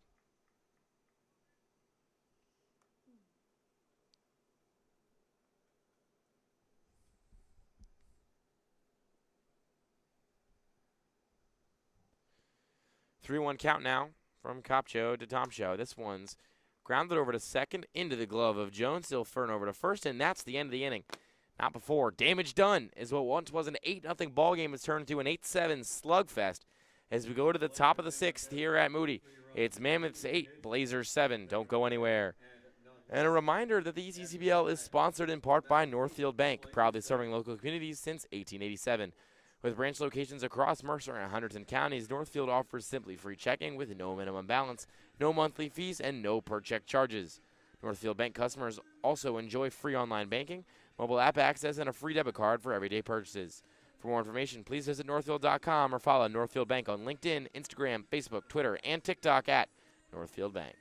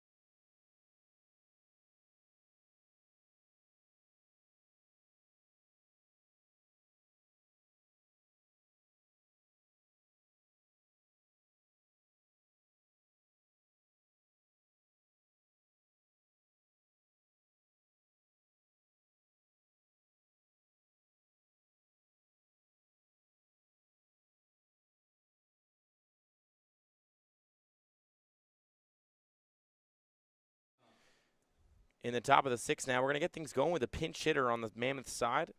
It'll be Justin Prekop. Splits his time between the mound and the box, as he is still facing off with the former third baseman, Kratz. Takes the first one out into the zone. It'll be 0-1.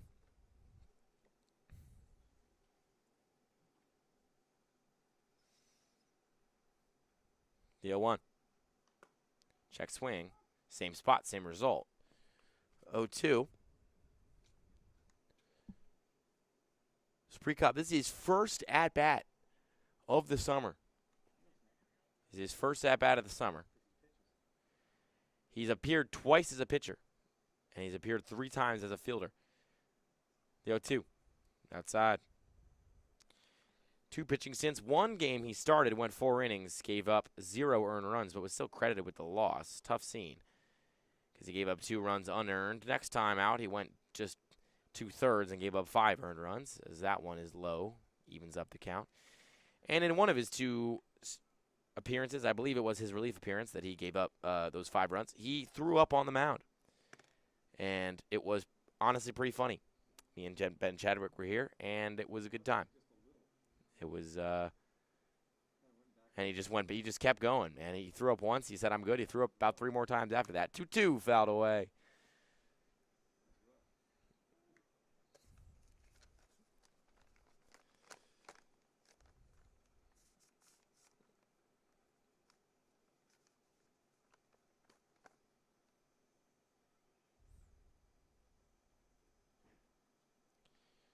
Two. Kratz kicks and fires. Spun it, but can't spin it in. Count is full after being up 0-2.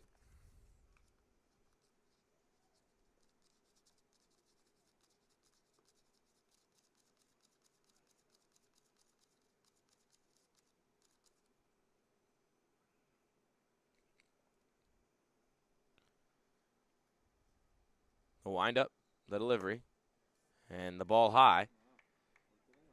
Means that Prekop draws a walk after being down 0-2 in the count. Did a good job fighting back for that one. 31, the DH, Joey Socorro.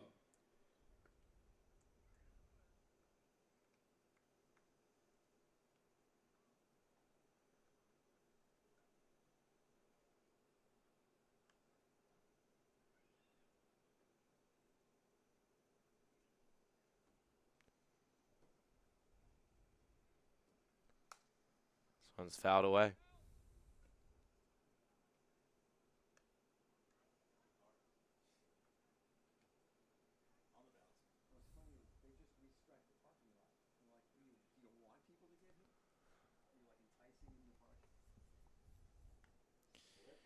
Socorro in the box now. He's 0 for 0 today and goes fishing there. It'll be 0-2.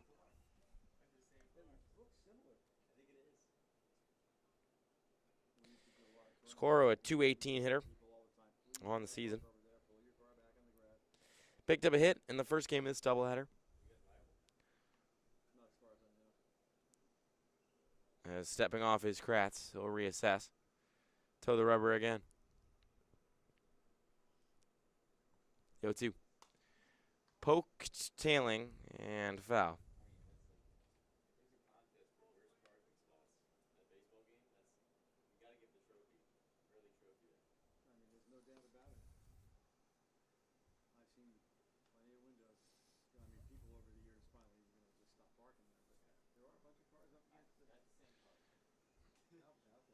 Prekop on first. Socorro in the box, the 0-2. Foul tip, and they caught it. So that'll be the at-bat for Socorro. He is retired, and that is the first one gone here in the top of the 6th. As the Mammoths trying to give themselves some insurance runs. They led by as many as 8-0. Number 44, left fielder, Torrin McKenzie. And that brings McKenzie into the box.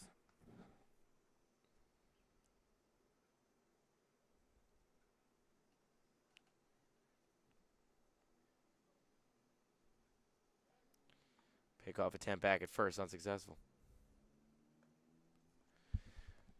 Trying to hold Prekop there. I mean, the guy can pitch, the guy can hit, he can field. Can he steal bases? Clearly, not trying to find out. Are the Quakertown Blazers? Check swing, ball low.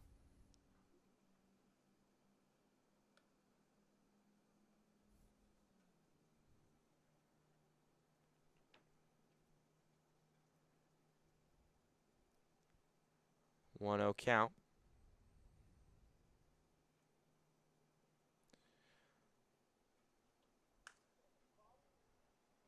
McKenzie swung and went down to a knee on the swing, then comes up limping around. He might have gotten his knee twisted up there in the dirt as he tries to fill in the hole where he was just standing. Clearly tweaked something there. You got to hope he's okay. One of the best and most fun to watch players in the ECCBL. You hate when he's not at 100%.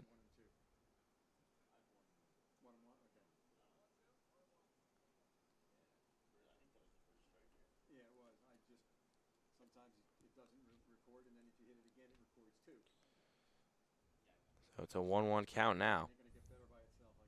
The pitch. Upstairs, 2-1.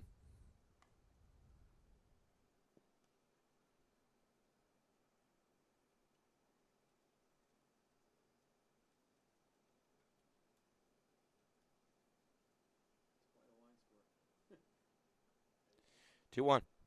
That one right up the middle, grounded hard into the center field. Mays is going to come on and collect it, so that'll hold the runners at first and second. McKenzie picks up a single on a ball that just hung over the middle of the zone, seemingly for a million years. Kratz is lucky that wasn't more damage.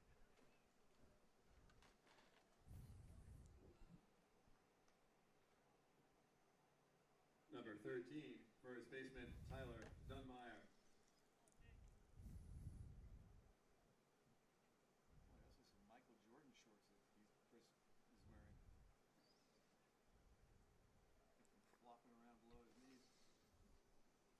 So bring up Dunmeyer. The runners on first and second. And one away. He's over 3 today. First pitch to him. Strike on the outside corner. Dunmeyer hitting just .250 on the season. He's 2 for 8 at the plate. Sure he'd like to make that 3 for 9 right about now. Jump his batting average by 83 points.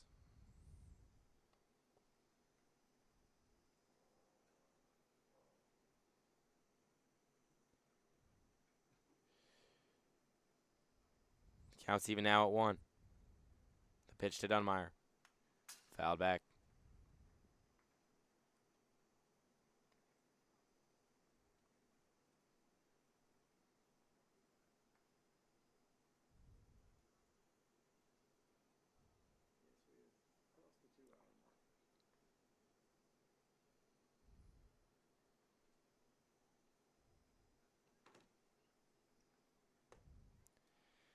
Check swing upstairs. That guy's warming up, and I can't see their numbers.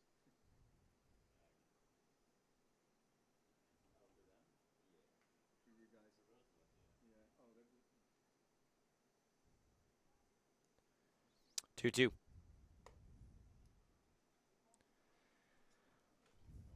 Ball high makes this 3-2. I think that's Brady Lesiak is warming up for the Mammoths. So I can see the white on red. Down there in the dark, I can't see black on orange. Still is grass out there, right? Yes. 3-2 count. This one's chopped over to first and foul.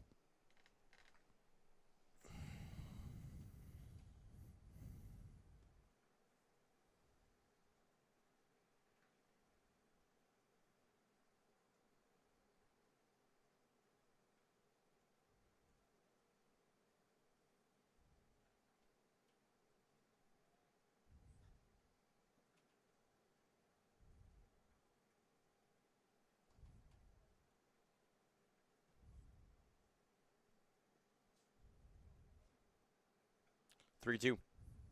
Swing and a miss. He got him. Dunmeyer is retired. He's 0 for 4 today. It's a big out for Quakertown. Stretches it to now 2 in the half inning. Number 20, catcher Tyler Huzzy. And brings up Tyler Huzzy, the catcher. I think so, yeah. He just went right through it. But if they get him to finish this inning, that's big for them. Huzzy 0 for 2. Being going in the wrong direction for the Mammoths. That one's in there for a called strike to get going in the at-bat.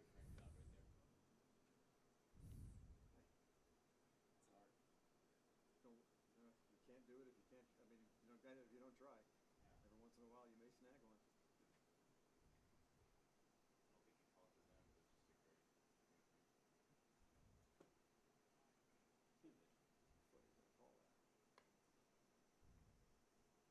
The ice cream man went away.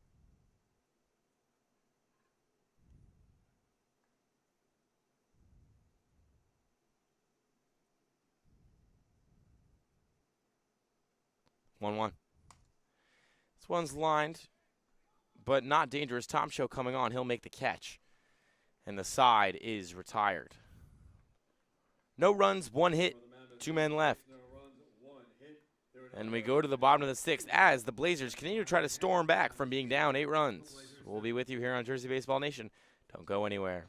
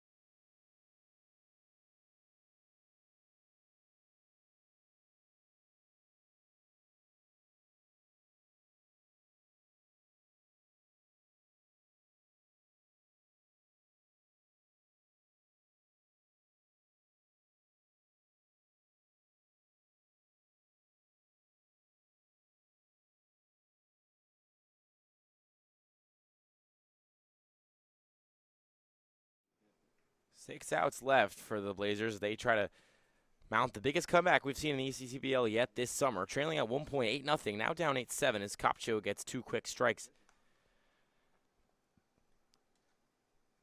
To be up in the count, 0-2.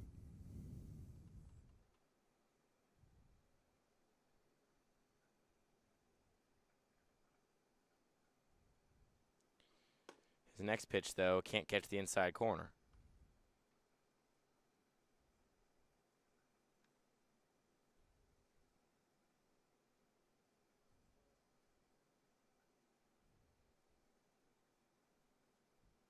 One-two offer. Outside. Will O'Hara, the catcher, he's 0 for 1 so far today. Kopcho up to just 14 pitches now. 2-2. Swing and a broken bat up the middle. Shortstop comes on. Pope then fires it over. Is it in time? Yes, he got him. A great pick at first base by Dummeyer. Saves what was a pretty good throw, but a better attempt to get the ball by Pope. Nice complimentary baseball by the Mammoths, and there's one gone in the bottom of the 6th. Number 33, first baseman, Harold Ivory. Oh, yeah. Still 3-2? How many outs? 2 outs. Oh, there we go. That ball's low. Harper up? Harper's walked. Oh, okay. Yeah, CBS Sports app is always like a little bit behind on the batter. Ivory had the home run earlier. He's in the batter's box now. The 1-0 to him. He lines this one sharply back to Pope. He makes the play. No, rather, it squeezes through his glove. And into the outfield, Mulleren's going to come on and scoop it up. And Ivory's strong day continues. He's 2 for 3. He's got a single and a home run. And he presents the tying base on first for the Quakertown Blazers.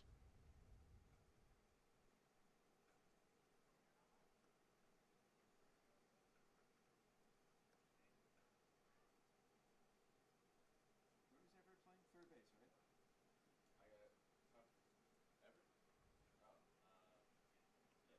Number 7, third baseman Ty Everett. So Ty Everett's up. Pretty sure that's what it was. No, he's put in earlier. Takes the first pitch in the dirt for a ball. Oh, for goodness sake.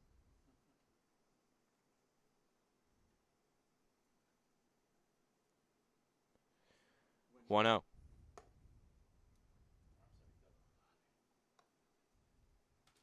He came into play third when Kratz came into pitch. That was 2-0 count now same time. to Everett. No, I Ivory on first. He hops out to a lead. that's okay. Copcho kicks, delivers. This one in there for a called strike. You got the double, Sosa. Sosa the second on left field machine's throwing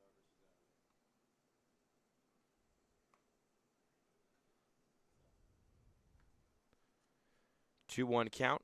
Still after a couple pickoff attempts of Ivory over on first. Copcho comes set, kicks, now delivers. That one can't catch the corner. He wanted that call, didn't get it. 3-1. Ivory's legs are so long, he takes like 2 steps and he's, you know, most guys like got to get 3 or 4 to get out past the cut. Yeah. He's like, I'm already here. This one's popped up. Sky high. Coming on is Jones. He'll make the catch. A little casual there. Yeah. There's 2 away. The runner on first. You get a pinch runner here, so they're going to take out Ivory and put in, that's a Sanderson, to pinch run for him. Pinch running for the Blazers, number 18, Quincy Sanderson. Number 17, the pitcher, Tommy Kratz. Takes a bat out of the lineup, but I understand it. This will be Kratz in the left-handed batter's box. He's 1 for 2.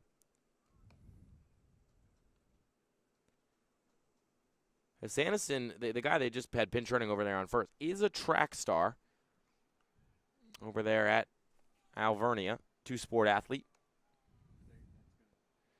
So if you're going to have speed, you probably want a guy that runs track at the collegiate level to help you out with that.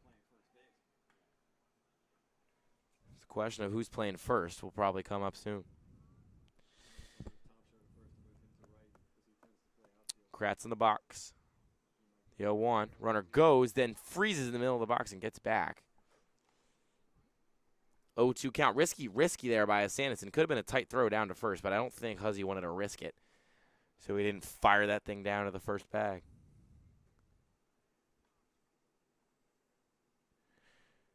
0-2 to Kratz. Runner goes, check swing. They're going to say he went, and that is the inning. Kratz not happy with himself after that, but Ronan Copcho got a smile and some swagger as he makes his way to the dugout. Fist bumps his catcher, and the Mammoths remain on top as we head into the final frame here at Moody. It is Mammoth 7, Blazers 6. Don't go anywhere. Hi, my name is Dr. Philip Glassner. I'm a hip and knee replacement specialist at Mid-Jersey Orthopedics. We're a multi-specialty orthopedic practice with offices in Flemington, Bridgewater, and Washington, New Jersey. We have 18 fellowship-trained specialists to take care of you from your neck down to your toes. We offer conservative management such as bracing, therapy, and injections through surgical interventions as well. Our goal is to keep you active and healthy and get you back in the game. We also offer on-site digital x-ray as well as MRI. We have evening and Saturday morning office hours to assist with convenient appointment times, as well as having walk-in appointments available. Call us or visit our website at midjerseyorthopedics.com so we can help you to live life better.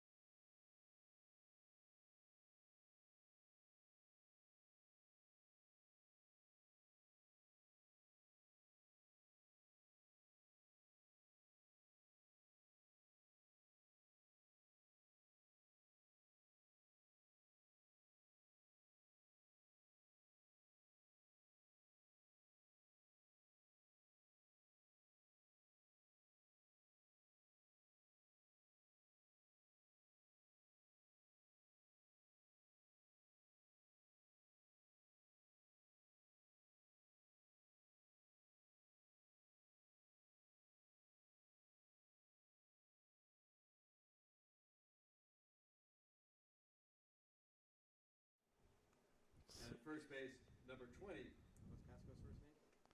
Mike Pasco. Mike Pasco, who started game 1 on the bump, going to take over at first base Second baseman, number 2. for the Quakertown Blazers. They try to keep this deficit to just 1 run as they aim to complete the biggest comeback of the summer so far in the ECCBL. It'll be Lapp on the mound. Started at second base for 7 innings in the first game, for 6 innings in this one, and now takes over in the top of the 7th. Throwing pitches, gets the first one in there for a called strike. His second offering can't catch the zone. It's 1-1.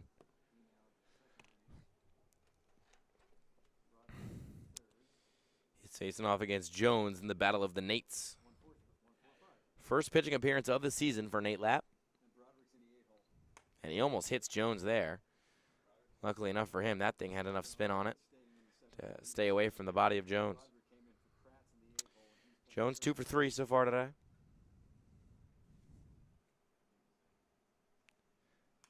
One's fouled back and leaving the count at 2.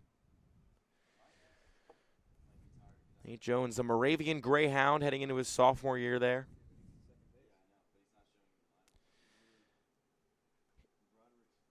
He hit 196 with a 504 OPS his first spring.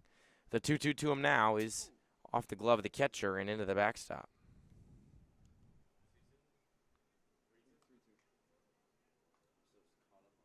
Okay, so they lose the DH.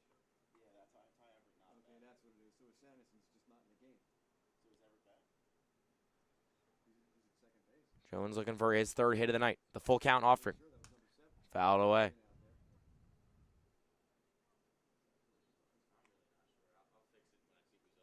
Okay. All right, but I'm pretty sure Everett stayed in the game, had second in the 7th hole, and Broderick came in for Kratz in the 8th hole to play 3rd. Nat flipped to pitcher, which means the DH 3-2. gone. That one's fouled away again. Shortening up and staying alive here is Nate Jones. Oh, okay. And I got to say, I'm impressed with the spin that Lapp is offering. Former second baseman stepping in on the mound and gunning stuff into the zone. I think so. 3-2 on the way. Upstairs, ball 4. And Jones will take his base. So he's 2 for 3 today. And he's got to walk. Number 6, third baseman Tyler Tucker.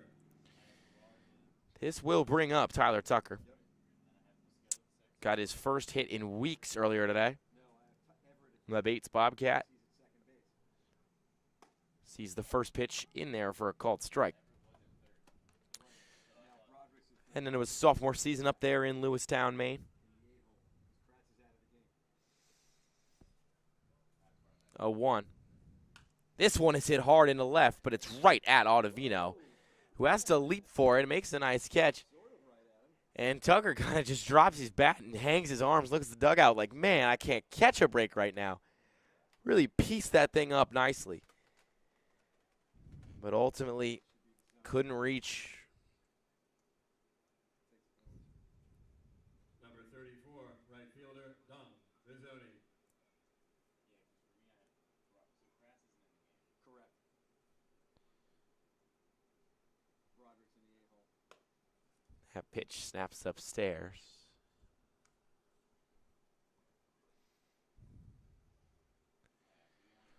1-0 count as Jones takes his lead over on first.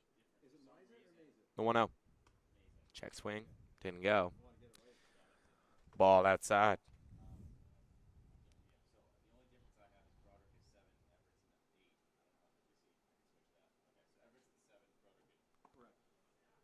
That one's in there for a called strike. Even up this count at 2. That was a little crazy, maybe. The Capitals are the worst. Pete makes so many changes during the game. 2-1. That one spins in for a called strike. Nice pitch by Lapp. That thing scraped the sky and dropped in. So Vizzoni's facing a 2-2 count. He's 1 for 3 so far today. Hitting .234 on the season and went 2 for 3 in his last appearance. But he swings through that one and is retired. Dom Vizzoni will sit down. And that is out number 2 for the Mercer Mammoths, as they do their best to just extend this lead and to give themselves as much of a cushion to work with, because this lineup for the Quakertown Blazers has come back with a vengeance in recent innings.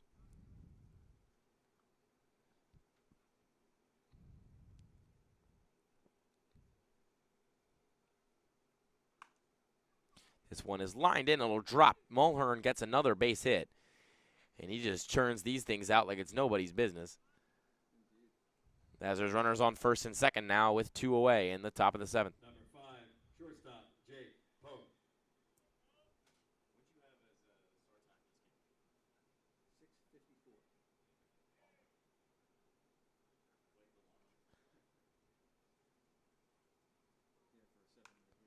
This one's a grounded to first. This could be the inning. Gloved on by Pasco, flips over, and they're going to get the out. So a couple of base hits, but no insurance runs netted for the Mercer Mammoths. At one point leading 8-0. They go to the bottom of the 7th, only up by 1. Looks like going to get a see who might come out there and throw.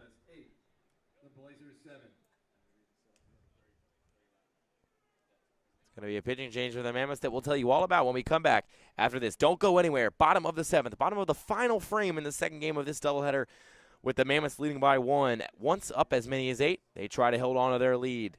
Don't go anywhere.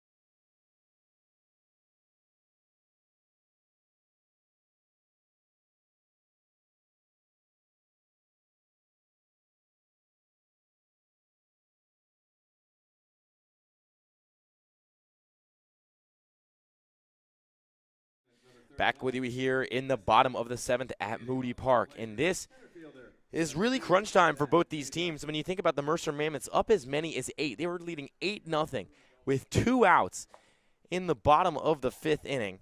Excuse me, rather the bottom of the 4th inning. But then the bases got loaded up pretty quick, and that's when the damage started. Walked in a run. An Ivory 3-run bomb off the scoreboard, then made this an 8-4 game, and then a couple of nice hits when it mattered, made it an 8-7 game. So 7 runs on 5 hits. I've seen the Blazers cut this to 1 as this pitch is popped up sky high. Moving it is Muller, calling off his teammates and making the catch as there's 1 away here in the bottom of the 7th. The final frame of Game 2 of this doubleheader. Final frame of regulation, that is. It'll be Brady Lesiak to close things out for the Mercer Mammoths. The Binghamton product just wrapped up his freshman season over there with the Bearcats and is trying to get some reps in here at ECCBL levels. This one's chopped to second. Jones can't glove it. It scoots under the leather. And moving on to first is Lapp. He just came out and threw a scoreless inning. And now he presents the tying run on first base.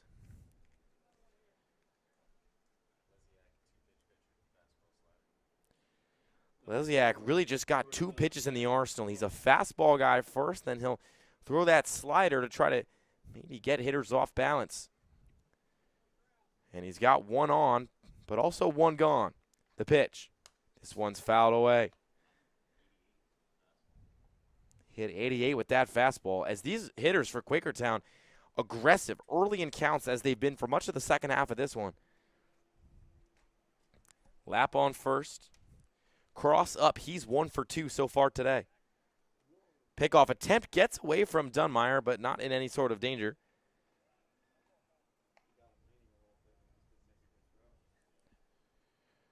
So Lap returns to first as attention shifts back now to Eric Cross in the box. 1 for 2. Back again to first. Another tough play over there by Dunmeyer. He's almost playing catcher over there, trying to knock down these pickoff attempts.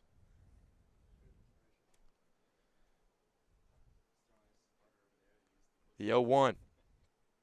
Lesiak comes set, kicks, and fires. This one fouled away. Trying to pump gas with that fastball, maybe drop a slider in as the counter pitch, but we know what his go-to stuff is, and it's that four-seamer. 0-2 count to Cross. Looking for his second hit of the night. The pitch. Takes it, and it's on the outside corner, called strike 3. Cross lets a comment fly from the corner of his mouth, but it doesn't matter. He is retired. Makes his way back to the dugout. Dejected, and down to their final out are the Quakertown Blazers.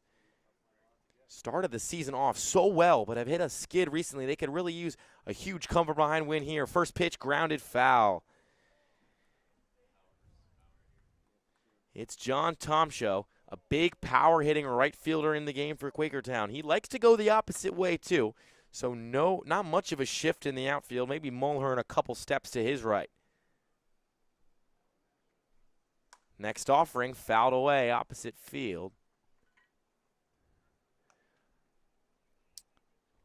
So Lesiak's ahead in the count here, 0-2. So far behind the first two pitches is Tomshow. This could be off-speed o'clock for Lesiak. Checks the runner, comes set. Kicks and delivers. Runner goes, that pitch outside. Hey, no, we got him on the corner. And Lesiak, with the four-seamer on the outside corner, retires the final batter and exhales abundant at Moody Park. The Mercer Mammoths up 8-0 in the fourth. See 7 unanswered go by, but escape unscathed ultimately as they take game 2 of today's doubleheader. As the two teams exchange waves, no handshakes from either side. Both just want to get home. And in a day that's been tough for the Southern Division up and down, the Mercer Mammoths, the leader of the division for a reason, they come into Moody Park, their home field. And they drop back-to-back wins over a team once thought of to perhaps be the title favorite here in the ECCBL. Our Toyota player of the game, well, you could pick a lot of different guys. When you take a look at the box score and you look at the Mercer Mammoth section, really, one man really stands out. Jake Pope, 3 RBIs, 3 hits, and 5 at-bats. He crossed home twice. A lot of the guys on top of the lineup doing a lot of damage for the Mercer Mammoths as usual, but it'll be Pope, our player of the game, in Game 2. So thank you, everybody, so much for tuning in this one. The Mercer Mammoths take Game 2, 8-7, and they complete the doubleheader sweep of the Quakertown Blazers. We'll be back with you tomorrow.